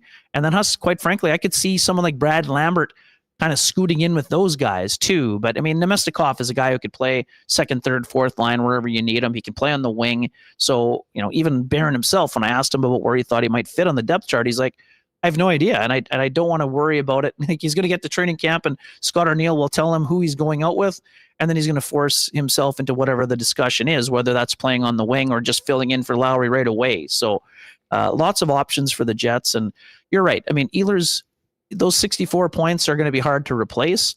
This isn't just a one-person show replacing those. You're going to have to see some increase in production from guys like Perfetti, maybe even Nemesnikov, even though his minutes will probably be reduced slightly. You're going to need Barron to produce more. You're going to need Koepke to be a 8 to 10 goal guy like he was last year. Tanner Pearson had 12 goals. So you're looking more of a by committee situation, Huss. And, if you're the Jets, you're hoping that Gabe Vilardi also gives you, he gave plenty in his 71 games, but he's a guy who was tracking for 35 goals and 70 plus points if he hadn't been hurt for those last 11 games. Yeah, I will not be expecting more from Vlad Nemestikov this year. I mean, 38 points, was playing with Nikolai Ehlers and Perfetti pretty much the whole year. Like, I can't wrap my head around a scenario whether Perfetti. Again, he could play with Perfetti again, depending on how things lay out. Yeah, and not Ehlers. So, I mean, to me, in my opinion, that's a huge drop-off. Like, whoever they're putting in instead of Ehlers is going to, listen, they're going to probably have to do some different things. Listen, if someone can come in and that lineup can be anywhere as close to productive as it was with Nikolai Ehlers, huge win for the Jets. I'm just not expecting it or counting on it. But as far as Barron goes, Ken, I am right there with you. I was really sort of hoping that this contract might be a little bit more of an AAV and maybe getting 3 or 4 years. But to be honest, I get why Barron went with the 2-year deal, because I think right now is his time. We saw glimpses of what he was capable after the trade deadline when he moved to the center position, with that combination of size and speed that you just don't see very often. I'll say this from my perspective, with Adam Lowry being out, I would love to see Morgan Barron get the opportunity to play in Lowry's spot for the first month or so of the season. We know what Vlad can do. Vlad can be on the wing. Vlad can center the fourth line. He's a very versatile player. But for me, the time is now. You're not going to have an opportunity like this with Adam Lowry out of the lineup to see what Morgan Barron is capable of, maybe with some better line mates, with some tougher challenges and opposition as well. I don't know where you're at on that, but to me, like, not only for the short term for this season, but also the future, I think it would be a smart move for this team to give him that opportunity. Because frankly, I thought with what he showed at center after the deadline, he kind of earned the chance to maybe play a bit bigger of a role. Yeah, and then for folks who have forgotten us, Barron was a third-line player before Nino Niederreiter arrived, and he was handling those minutes just fine. In fact, Rick Bowness said to him in one of his meetings, I think you have the ability to be a 20-goal goal scorer in the NHL, like 15 comfortably, but potentially a 20-goal guy. So, yeah, I mean, I'd be all for Morgan Barron playing with Brad Lambert and Nino Niederreiter, or with Niederreiter and Cole Koepke, or however way you want to do the composition, Huss. You could put Nemesnikov on the wing if you needed to also, but yeah, I just think that he's a guy who's ready for more. I think that with Appleton's departure, I think Morgan Barron is going to find himself, not attached to the hip of Adam Lowry, but I think that those two guys could do a lot of, damage together, both offensively and with, the tenacity of the forecheck. And again, I'm expecting Cole Koepke to be more of a fourth line guy, but that's the type of energy player that you could see like flourishing on a line with Lowry and Barron also. So I do see more for Barron. I just don't know if it's going to be on the wing or at center, or maybe you're playing him on the wing but having him take draws because he was 52% last year. Options are kind of endless. And I know some folks are saying, give Barron a spin on the second line center role. I mean, I'm not saying that that's impossible, but I do think that it's more likely that he's in that middle six rather than on the fourth line role. And that's not to diminish the fourth line. We know that look at the Stanley Cup champions. Their fourth line the last 2 years was very capable. So I just think that Morgan Barron has more to give. And to your point about the contract, Huss, this isn't done, as I wrote in the paper, in the Winnipeg Free Press. This was not Barron like in a hurry to get to UFA status. This is Barron and the Jets giving him a 2-year run to show what that next number is going to be. He's going to get a raise on his next deal. What number will that start with? Because I know that Morgan Barron loves playing for the Jets. He just thinks that he has more to give, and he didn't want to lock in on a 5-year term at a low number because his career high is 11 goals and I think 21 points. So this just gives him an opportunity to establish himself as more of a middle six player rather than a fourth line player. He wants to improve his penalty killing and continue to help the Jets be a winning team. But I think that Morgan Barron is still going to be a long-term Winnipeg Jet. It's just going to be a matter of him wanting to get a little bit more when he locks in a long-term deal. I know we don't have ARB dates yet, but which deal gets done first, Samberg or Velarde, and which one is longer? Yeah, I mean, I would guess Samberg first, just because he's been around longer and we kind of have a good ballpark. There are fewer variables with Samberg. That's why I think it gets done first. That's not to say that it's going to be more difficult for Velarde, but like just based on the fact of with his injury history, I do think that it will be a little bit more complicated for that deal to get done. Also because I think the term is a little bit more undetermined with Gabe Velarde. He flat out said to us he hadn't thought about it. So, I mean, is Gabe Velarde ready for 7 or 8 years? I'm not sure. Maybe he's not sure. But Dylan Samberg is a guy, with his D partner committing for, the 7 years that he did. I do think that Samberg is going to be, 6, 7, or 8 years at, whatever that number is, 5.5 to 6, whatever the Slavin deal is, somewhere in that range. Velarde, I think it's kind of a $7 million ticket, but I don't know if that's a 5-year deal, a 4-year deal, 6-year deal. I'm not sure because, with the rising cap, he's going to want, to be paid some projection on this as well. Yeah, for sure. At the same time, I could understand him maybe wanting a bit more of the security because for sure, because the injuries, for sure. He has had injuries beforehand. And guess what? All players love security. Even the ones that take the 3-year deal, they wanted the 6-year deal. They just didn't like the number that your deal was at when you're buying UFA years. Kenny, great stuff. Thanks for doing this. And this is going to be great. We're going to do a little handoff to Munz. So good. Yes. We'll he's bid primed. you. He's primed in the background here. I should, he's ready. He's to ready go. to rock. He's ready to go. He's doing all the heavy lifting here. Well, anyways, thanks for the great quality setup. You can hand that mic over to Munzy, and I will bid you adieu and give a big thanks to our friends over at Royal Sports. Thanks, Kenny. Have a good day, my friend. Take care. Cheers. A big game on Friday night down at Princess Auto Stadium. If you were one of those, I said earlier on, I would love to see, and I know there's a lot of Milt Stiegel jerseys in the closets of everybody in around here. Maybe you've got a new jersey, a Caleros, a Brady Oliveira that you wear. I would love to see all the 85s out in the stands for the game coming up on Friday as we welcome Milt back after that horrible family tragedy, losing his son Chase. I will say this, though, if you do need new Bomber gear in time for the game on Friday, get down to Royal Sports, your #1 sports store and fan headquarters in town. They got tons of cool Bomber stuff and lots of exclusives that you won't find anywhere else. Not to mention all that Jets merch, a lot of Jonathan Dave's jerseys, number 19, being sold after the press conference a couple weeks ago. And of course, it's summertime, which means soccer, softball, baseball, tennis, running, bikes. They've got it all. And a great Yeti cooler section for you campers as well. It's all waiting for you at Royal Sports, 750 Pembina Highway. Check them out on Instagram as well at Royal Sports Winnipeg for the latest merchandise drops and sale information. BP is rocking their new summer menu right now, and the BP patios are the place to be during these beautiful summer days. Some great new summer cocktails and all of your favorites, including those ice-cold schooners, world-famous BP wings, and and of course, those gourmet pizzas that we all love. You might be able to still get a triple pep or a wingman pizza carried over from the playoff menu as well. Just a tip. Hey, if you are staying at home, get the great taste of Boston Pizza by ordering online at bostonpizza.com. All right, Munzy's good to go. He's going to join us from Southwood in just a minute. Before we do that, let's give a big cheers to our great friends and partners at Winnipeg's favorite local brewery, Little Brown Jug. You train day in and day out, learning new techniques, approaching new concepts, and living out the thrill of achieving your goals.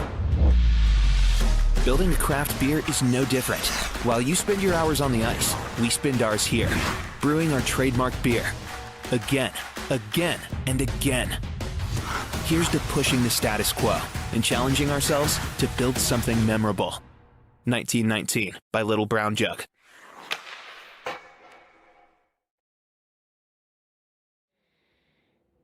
All right, great chat with Ken, and back he will be, by the way, covering the Manitoba Amateur in the Winnipeg Free Press. You can read about that on the site later on tonight, tomorrow's Winnipeg Free Press. But we go back to Southwood and welcome in our pal Brian Munz, the Director of Communications for Golf Manitoba, as we're well into round two. Munzy, what's going on? How are you? You think we're going to let Wiebe on the course after that? Does he have a tee time after play today? There may have been a text on the weekend asking what time this would be over.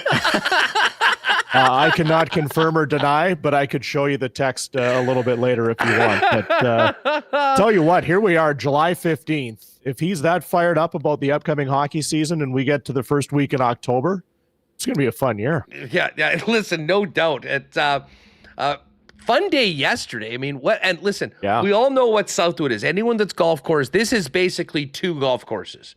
There's one golf course when it's calm, and it's a whole nother beast when it is windy. It was relatively calm yesterday, and a lot of guys took advantage of it. And I can't remember the last time there was a 9-way tie for the lead at a Manitoba championship, but you had 9 dudes coming in at -3 today. But from the looks of it outside, Munzy, and the looks of the leaderboard, Mother Nature showed up today and is challenging the players at the amateur. Yeah, it's getting a little bit better, Huss. As you can see out the window here right now, we've got clear blue sky. But when we got to the golf course this morning at 5 a.m. to make sure we were ready for day 2, which teed off at 7 o'clock this morning, there was a little bit of intrigue. There's no question. Now, the top end of this 118 players that are involved right now, the better players played early yesterday, and then, of course, you flip the tee times, and they go at the end here on day 2 and day 3 tomorrow. So they are getting a bit of an advantage right now based on what some of those players had to go through this morning at 7 o'clock. But I will say Dustin Howe and his crew have done just an unbelievable job, once again, as always, here at Southwood as to how good this golf course is right now. But it was a test. But as you talked about there just a second ago, to see the number of players, there were 12 players yesterday going into day 2 that were 3 under par or better. And to have 9 of those guys tied at 3 under par 69 yesterday, it was something. And to watch them now, they teed off. The leaders did at 12:30 today. So we're, they're about, I can tell you right now, they're on the 7th hole. Thomas Scott and Drew Jones are atop of the leaderboard right now. Drew's 2 under today. He eagled the 4th hole to get himself to 2 under today. Thomas Scott's 1 under out of Glendale Golf and Country Club. And Brent Ingram, Derek's son, plays out of Elmhurst. He's 1 under today, and he is making his way onto the 9th tee box as we speak right now. So those are the only 3 guys at this point that are below par here on day number 2 of the Not Auto Corp Men's Amateur Championship. Munzy, death, taxes, and Todd Fanning being on Manitoba leaderboards, still getting it done, playing in the amateur. He's even so far through 3. Listen, a special guy. I mean, beloved in the golf circles, has done so many great things. But he's still able to swing it with these young cats that are bringing it right now. And I mean, it's always a great story when Fan Man is in it. And man, he looks like he's got the game to be challenging some of these young bucks tomorrow. Yeah, it's interesting, Huss. I talked to him about that yesterday when he walked off, because you're right? Like, he's one of the elder statesmen that's involved in this event. And even he admits it right now. Like, he can't hit it 320 yards like a number of these players are that are down in college or wherever they're playing, even if they're just an amateur playing here in Manitoba. He doesn't have the distance that some of these guys do, but I watched him pump his opening tee shot today right on number one, and he was right there. So I don't know if he was being a little bit shy on his game still, but the one thing that he did allude to is that experience that right now he still has from 150, 170 yards out. He just doesn't miss. And then obviously the short stick on the green is still one of the best that our province has probably ever seen, in a list of probably the top 10 players that are there right now. So his resume speaks for itself. The experience is obviously big, and it's fun to see the wide gap that's there right now. You look at it. So if I want to look at the red numbers right now, Huss, players under par, there's 11 of them that are now into day two, that are kind of halfway through their second round here. So to this point right now, it really is anybody's ball game, and makes it intriguing here to find out what the cut number will be first and foremost to get into round 3 tomorrow. And then obviously after that, who's able to pull it out when they get to that 54th hole. Yeah, and you just mentioned the guys that are in the red numbers. We do have 3 guys at even par. Brent Ingram is one of them, with 1 under so far. And we should mention the Mid-Am champion, Alan McDonald, who's just played at such a high level the last few years at Breezy Bend, coming off his Mid-Am win. And he's lurking right there, looking to be in a position to do something special tomorrow as well. Well, and he's one of those guys that you look, last year he won the Mid-Amateur Championship out at Minnedosa when he shot that 62. I followed him for every hole.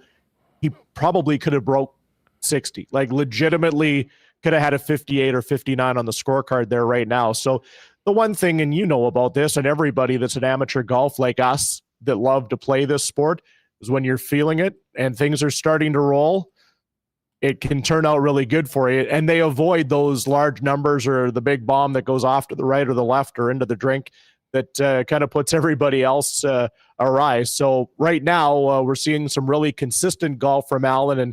And that's the biggest thing in a 3-day event like this, on a golf course like this, where you've got so much different weather and what the course conditions could be like, is if you can avoid those numbers and kind of keep it between the ears, that's the biggest, or one of the biggest keys to having success for sure. Munzy, fill us in on the schedule tomorrow, and for people that want to come out and watch the Not Autocorp Men's Amateur Championship final round, how can they do it, and when might they want to get out to Southwood? Yeah, so 7 o'clock is the opening tee times. Obviously, that'll be the higher, the players that are close to the cut line, they'll be there to go, and then we take half the field, and what is it, Sam? Half the field and the top within 10 strokes. So they'll tentatively go around 9:30 tomorrow morning. That's Sam Beavis-Hickey, by the way, our new tournament director that is keeping everybody on the rails here at Southwood with all the info. Yeah, so probably right around that 9:30, 10 o'clock mark tomorrow, maybe 10:30. We'll have the draw on golfmb.ca. You can go to our website and follow along. We've got live coverage as well if you want to see some of these great swings out here on our Instagram and Twitter pages. So we look forward to seeing everybody out here tomorrow. And obviously, this is such a great venue to be able to watch. You can go to different points on the golf course, like we've all seen through the Manitoba Open, and watch some of what your neighbors and best friends are doing out there. Great stuff. Munzy, what's next on the Manitoba golf schedule? The Mid-Am's in the books. We got the Men's Am right now. What's going to be keeping you busy as we get through the rest of the summer? Well, we're into the back half of the calendar for sure. The senior championship, the Hodson Financial Senior Men's and Women's, is coming up at Glendale in early August. And then we kind of start to wrap it up with our 4-ball championships, the 2-person teams that is really turned into a neat event. We've got 3 of those coming up in August. So it's exciting times for everybody. And it's been a great grind. We've gone through, this is kind of the 3rd week in a row here right now. So we're all looking forward to tomorrow. And then obviously, maybe next week, a little bit of downtime to play some golf ourselves. Yeah, to get back out there with Wiebe. And exactly. Of course, we've got the big one, a big one for the province. I mean, the Manitoba Open, which has been at Southwood a number of times, moving to Breezy Bend this year. And there is an expectation that a guy that we're usually talking about this week during the amateur be teeing it up with the pros in Breezy's Braxton Kuntz, who's poised to potentially make his pro debut on his home course at the Manitoba Open, which is going to be a heck of a lot of fun, and we'll look forward to seeing you out there as well. Brian, good luck to everyone, and look forward to a great round tomorrow as we see who takes the Manitoba Amateur title at the Not Auto Court Manitoba Am. Thanks, Huss. Appreciate it. Say hi to Remo as always. You bet. There he is, Brian Munz, joining us from Southwood. And yeah, you want to get out there mid-morning and see what should be an awesome end of the tournament with a packed leaderboard right now at the Am. All right, we've got a few things to get to, but Gold Eyes are away right now. They are back in action tonight, though, beginning their road trip. It's going to be a minute. They're away for a week before they get back to the ballpark. But in the meantime, go to goldeyes.com, check out that calendar, plan your dates, 982 base as well if you want to hook up your tickets for the remainder of the season. We'll look forward to getting back out to the ballpark when the team returns as well. We just did an extended Breezy Bend golf report with Brian Munz from the Manitoba Am, but we will remind you that the Manitoba Open is at Breezy at the end of August. Go to manitobaopen.com for more information on sponsorship, volunteering, or there's still a couple of openings for the Pro-Am, which should be amazing. You get to play with two of the pros, one on the front nine, one on the back nine. You got a meal beforehand the round, a meal after the round, unlimited beverages on the course. And of course, every player in the Pro-Am is going to receive a tailor-made Spider putter valued at about $500. So check that out, manitobaopen.com for availability on that. And hey, I've got to give a big shout out to our friends at Aikens Lake Wilderness Lodge. We all know what they're dealing with right now after the horrors of those fires right now. Got an update from Pitt earlier today. They are doing well. Everything has been saved so far, but they still are in a very precarious situation until some significant rain comes to the area. At that point, we'll let you know as soon as they're able to get people out. But this will end, and it's going to make for a busier rest of the season in August as well as September. We do have a special 10% discount for WST listeners that would like to check out Aikens Lake. So go to aikenslake.com. Contact Pitt through there. Tell them you heard us talking about it on WST, and would love to see you out there later this year at beautiful Aikens Lake. When the fires are gone, we're back to doing what we love there, and that's pull out monster walleye out of Aikens Lake and have a great time at Big Molly's there as well. All right, listen, let's get back to the Bombers. We do have we will have CFL 110 beginning at 3:10 on the nose.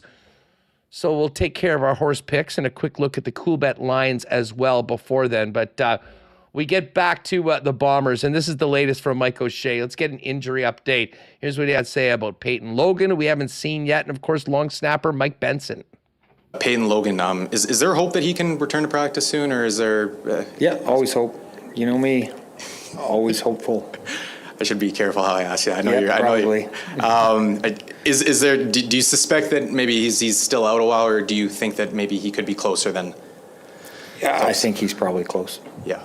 Okay. And then just same question with Mike Benson. Just curious if you think if he's still maybe a ways from practicing or not. I think he's probably close. Yeah. You know, he's been working hard in the weight room and in the therapy room trying to get healthy, and I'm sure he's... Okay, let's go to 4 after close. This. We'll just play this one. All right, now, one guy that wasn't mentioned there was Dalton Schoen, whose availability is in question after being injured late in the Calgary game. Here's O'Shea on Schoen and possible replacements for 83. Yeah, I'm not concerned. It's football. We'll see. We'll give him every opportunity and then see. We saw Cody Case was the one running around there. I think fans would be curious to know about Dylan Mitchell. Obviously, was a splash signing. Is that an option at that spot? Yeah, everybody's an option. I mean, we've got a lot of choices we can make, and where a guy runs on day one, I don't think is the real indicator of everything that goes on. Cody Case, as you know, if you watch training camp, he had an excellent camp, and then unfortunately he got nicked up. we liked him as a returner, as a receiver. He came in and, showed that he put the work in the offseason, and it was really comfortable with the playbook. Well, I mean, all these things add up to him taking some reps today too. Now, we of course heard Mike O'Shea after the game in Calgary acknowledging that his team got whooped pretty good. I imagine that they had to chew on that one over the bye week. Here's O'Shea just getting back to practice and back to work after their second bye of the season this earlier in the year. Mike, how was the bye week? Yeah, not bad. Did you get what you wanted from the bye week? Well, we got back to practice, so, and I'm here. So survival was key for it. Oh, it's good. It was good. Well, we needed it. I know it's early and it's our second one, but you still. Should we just move on to Zach? I was looking at the team's record going into bye weeks. Is there any reason that you think that you see that you would share as to why it's not?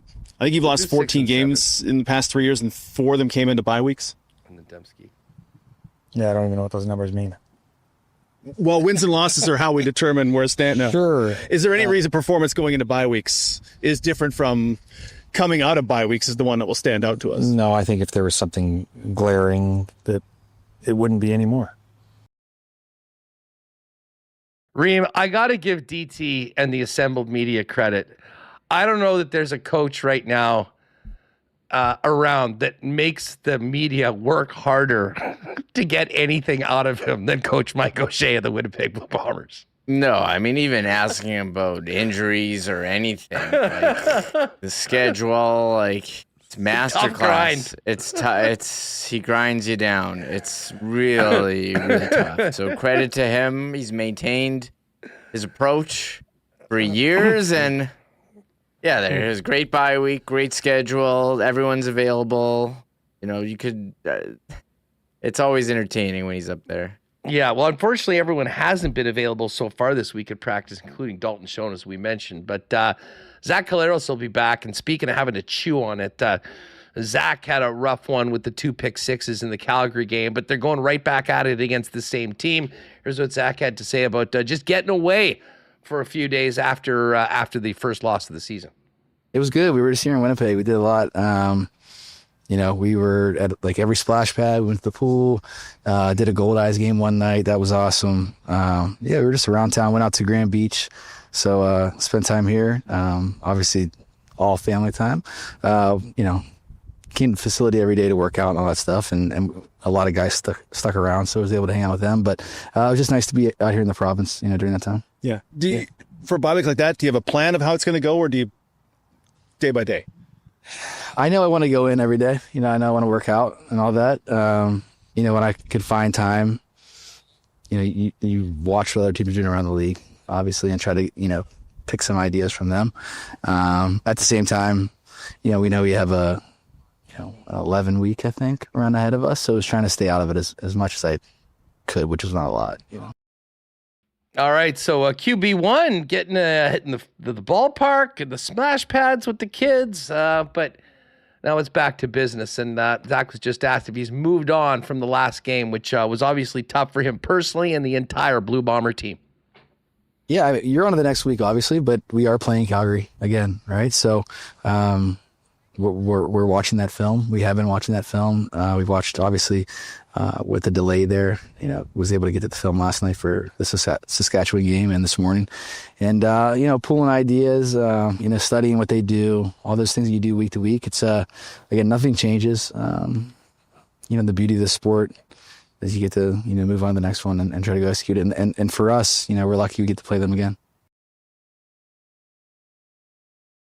Zach Collaros got a couple more clips. Let's hear from Nick Dembski. And Dembski talked about coming back to practice after the underwhelming game heading into their break.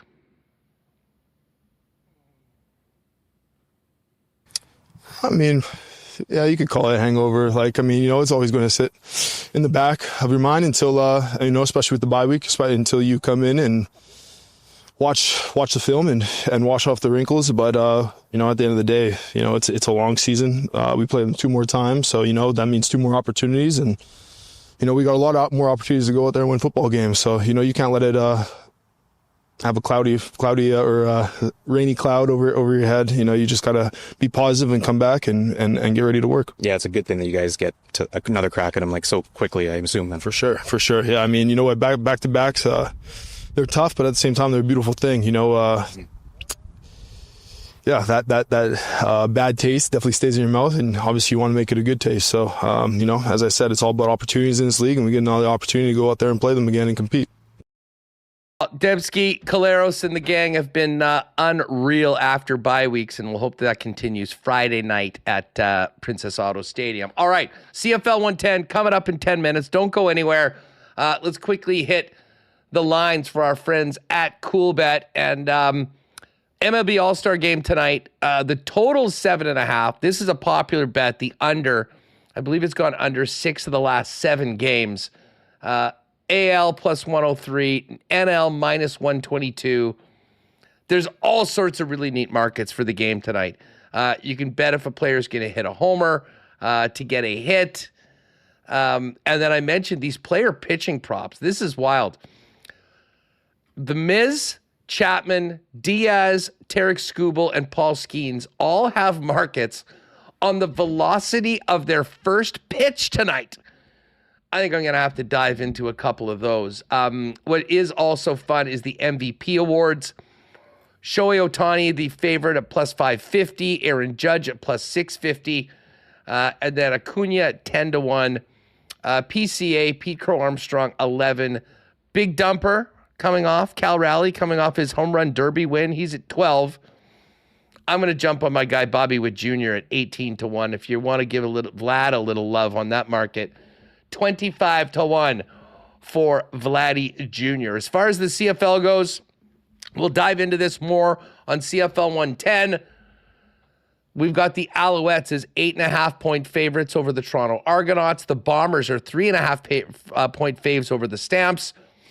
And 2 very tight games with slight home dogs.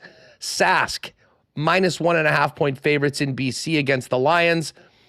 And the Ticats, the same, minus 1.5-point road favorites against the Ottawa Red Blacks. Keep your eyes out after CFL 110 for our CFL 110 boosted parlay with our picks from myself and Jeff Hamilton coming up in a minute. And hey, good luck to Schickster and everybody else that's in the final of the CoolBet Poker Open tonight. We'll see who's going to Estonia. I will see you there on the felt tonight. Looking forward to that. All right, Remo, congratulations to you. A big win yesterday at the Downs. You banged off a triactor. It's over $60 on a $1 bet. Yes, I've trying to take a thing out of your page, trying to close the gap on you. I've just been going hard on, hoping I can hit a big payout because my other bets, a $2 bet is crazy. The line movements, some horses we bet, at 3 o'clock, they're long shots, but by race time, they're favorites. So I bet $2 on what I thought was a long shot, but it closed as a favorite. I took home a whopping $2.30. So a nice 30-cent profit there on one. I was pumped that I had $5 on Tis Funny, and I actually had the a $2 exacta on that one as well. So I ended up winning about $20 on that race, but that was it for yesterday. Let's get to it. They're back at it tonight and tomorrow, 7:30 p.m. live racing at the Downs. I still have to double up my picks because of being away last week, and I will get to that. And I think I'm going to sprinkle on the entire run for tonight. It should be a good one. Where are you starting your picks tonight? Yeah, and I'll give myself a pat on the back. I did hit a trifecta in race 6. A $1 bet paid $61.90. So it was a good night for me last night, my best night of the year. Let's keep it going. I've got race 2, 4, 5, 7. Race 2. I am on an exacta 5, 6. I like Russian. That's not what I picked. Is this the right one? What the heck? Did I pick that? These? Is race 2. This isn't what I... That's not what I picked. That's funny. I'm on those same horses. Okay, wait. I'm looking at yesterday's pick. That's why. Okay. Okay, here, I had to refresh. Sorry, I'm on 3, 5, 6, 7. My bad. I was looking at yesterday's picks. I'm actually, race number 1, I am betting number 2 to win. And that horse is Pino Bambino. Yeah, I knew you'd be on that. Pino Bambino's been awesome in the past. It's the second favorite right now.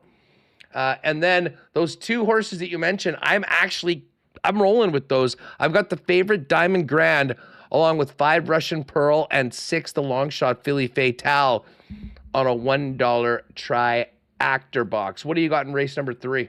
Okay, race 3, I'm just going a straight winner. Horse 5 to win. No magic. It's at 5-2.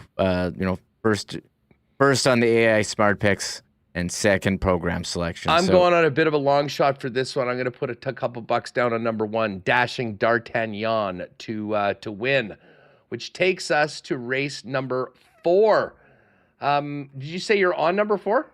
I am 3, 5, 6, 7. I'm going to put something on Lieutenant Norm just because it's almost a lock to win, and I have to do a bigger bet this week. So I'll throw 5 on the favorite, Lieutenant Norm, in race number 4. What do you got in 5? Yes, I like that, Huss. I got a 2-7 exacta box. Marvelous Lady and Sophia Storm. Sophia Storm is the favorite. Marvelous Lady is third on the program and the AI Smart Picks, but is paying 10-1. So I wonder we could get lucky there and it could sneak in to 1 or 2. Now, just the way the lines moved yesterday, wouldn't shock me if with some of these scratches, there's going to be some movement. So I was kind of annoyed with how it shook out yesterday, but I mean, you can't, if you don't lose, like that's, I mean, and then when you win, it's nice, but these low payouts don't help me come back and beat you in the duel at the down. No, you had a big one yesterday. We're going through a big field in race number 6. 8 horses. Hibernation number 2 is the big favorite at 6-5. Little Eddie second at 3-1. I'm looking at these numbers, just speculating. I may roll with the chalk here and just do a $1 triactor on 2, 5, and 1. That's what I have. Well, I went with the chalk. That's what I have. A double win. I'm not trying to stump here. That's what I got. So. And then I'll add one more in on the last one. Do you have 7? Yeah, I do. I got what do you have on race 7? 6 exacta. 3-6 exactor box, eh? Nicely done. Well, I'll add something on this one. I know Upstriker is the favorite. McEwen is a horse that we've liked before that has done well at the really long ones. This is a 6 furlong, so maybe not quite as much in the zone. I do like exacting though. I'm gonna put something on 6 to win, and then I'll add a couple horses, maybe including number 2, Peso, to get the win. But anyways, so we've got those locked in. 7:30 tonight. If you do want to bet from home, you can use hpibet.com. And make sure to check out all of the action over at the YouTube channel for Assiniboia Downs. Kirk and Stretch will give you far more educated picks than Michael or myself will. You do that before the races at around 6:30 and then throughout the evening before each race. All right, CFL 110 starting in about 2 minutes. Any thought? Do you have any takes on this All-Star game tonight? Total, AL or NL. I'm looking forward to it. I mean, the baseball All-Star game is something that I do watch, probably more so than certainly the Pro Bowl, NBA All-Star game, NHL All-Star festivities. It's the one that's still at least worth it because of the nature of baseball where the players are actually trying. Yeah, the players are trying. There's also nothing else on here. I don't know where you're landing. If you're pumped for the jerseys, they're wearing their regular uniforms instead of the All-Star uniforms, which they have in the past. Nice. I did just see sportslogos.net put out the hats that they're wearing. New era, going with a different design. They're weird. I don't like it. So those are I got uniform takes. I don't have any indication on what's happening in the game. Oh, yeah. Those are weird. So they have like a middle line down the middle. and now they're going with a horizontal line with like a big panel. The logos are smaller. Well, I don't you know like what? these. They A look lot dumb. of the new look hats. So this is a regular hat. You'll see it's like a 6 panel. Yeah. And then the new hats often will be sort of like this Cool Bet hat, where it's a 5 panel. Yeah, and the that's first one is together, and that's obviously what they've done, adding these on. Well, the more you know. Special All-Star hats tonight. We'll see how they look on the players as well. That's going to get going tonight. Again, good luck to everybody in that Cool Bet final tonight for the poker. To everybody that qualified, including Schickster and none other than Jeff Hamilton, of course, from our WST event a couple weeks ago. That is going to do it for us today, but don't go anywhere, folks, because CFL 110 is starting right now with myself and Jeff Hamilton. Thanks to everyone that joined us. Thanks to all the sponsors. We'll join you tomorrow. It's scheduled day. We'll spend some time going through the Winnipeg Jets home and road schedule. When does Ehlers come back? When do the Jets go to Chicago with Jonathan Taves? We'll find all that out tomorrow on Winnipeg Sports Talk. But for now, if you're with us on YouTube, don't go anywhere. A self-raid. CFL 110 is live now on WST. Oh, my God! Oh! Shut it down! Let's go home! Thanks for tuning in to Winnipeg Sports Talk Daily. Make sure to subscribe on YouTube and your favorite podcast feed at winnipegsportstalk.com.